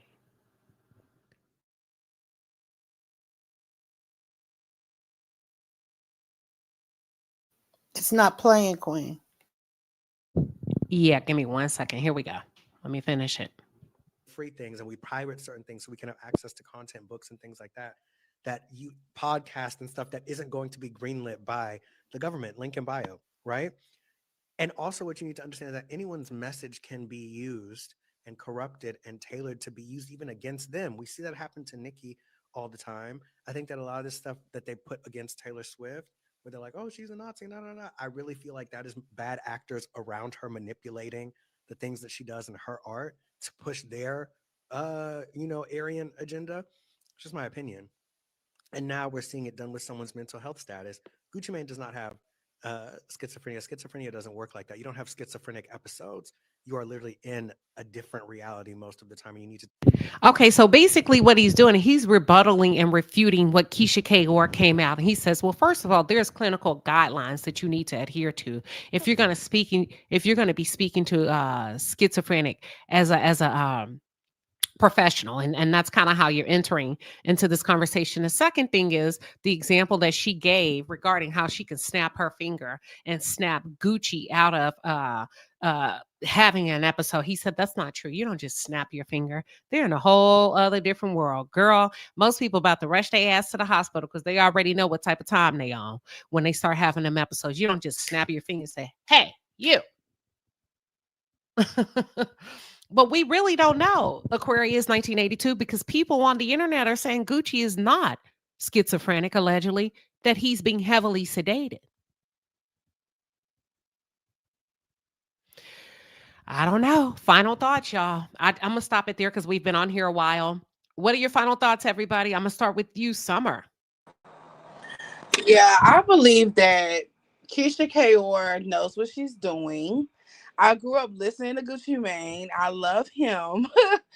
And he's just never been the same since he's been with her. Like, it's one thing to elevate because you're with a much healthier partner, and you guys help each other grow.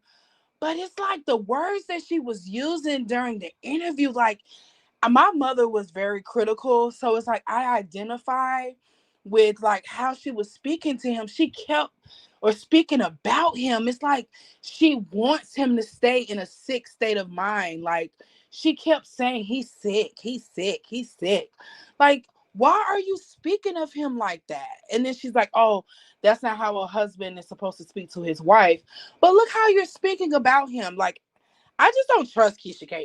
I think it's something deeper than just, I think she wants him to believe that he's sick. But he's from the hood, he's been through a lot of things. Like he said, he was battling those cases, but I don't know. Something about Keisha Kaur I can't put my finger on, but I don't trust her. I don't trust her at all. All right, LaDawn, what are your thoughts?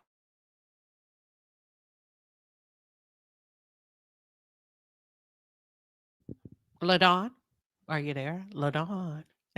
LaDawn, you got the mic. She may have had to have stepped away. But listen, thank you to all of my panelists that came up today. I'm gonna drop everybody down. Thank you. I really appreciate y'all. Y'all were some real ones, honey, because we went quite a bit today. Thank you, Summer. Thank you, everyone. Thank you, Trey. I can't remember. Debbie, everybody that came up today. We had a house full. People that called in for what I said. Thank you. We're gonna go ahead and wrap up. Listen. April RN Virgo, thank you for the 10 piece and a pepper. She says, Queen, you are cooking today. I am loving this show. Absolutely. It is my pleasure. It is my pleasure. Thank you, everybody. Happy Saturday to you. We had a hell of a time, and we will be back next Saturday. Same thing, same place. I will see y'all soon.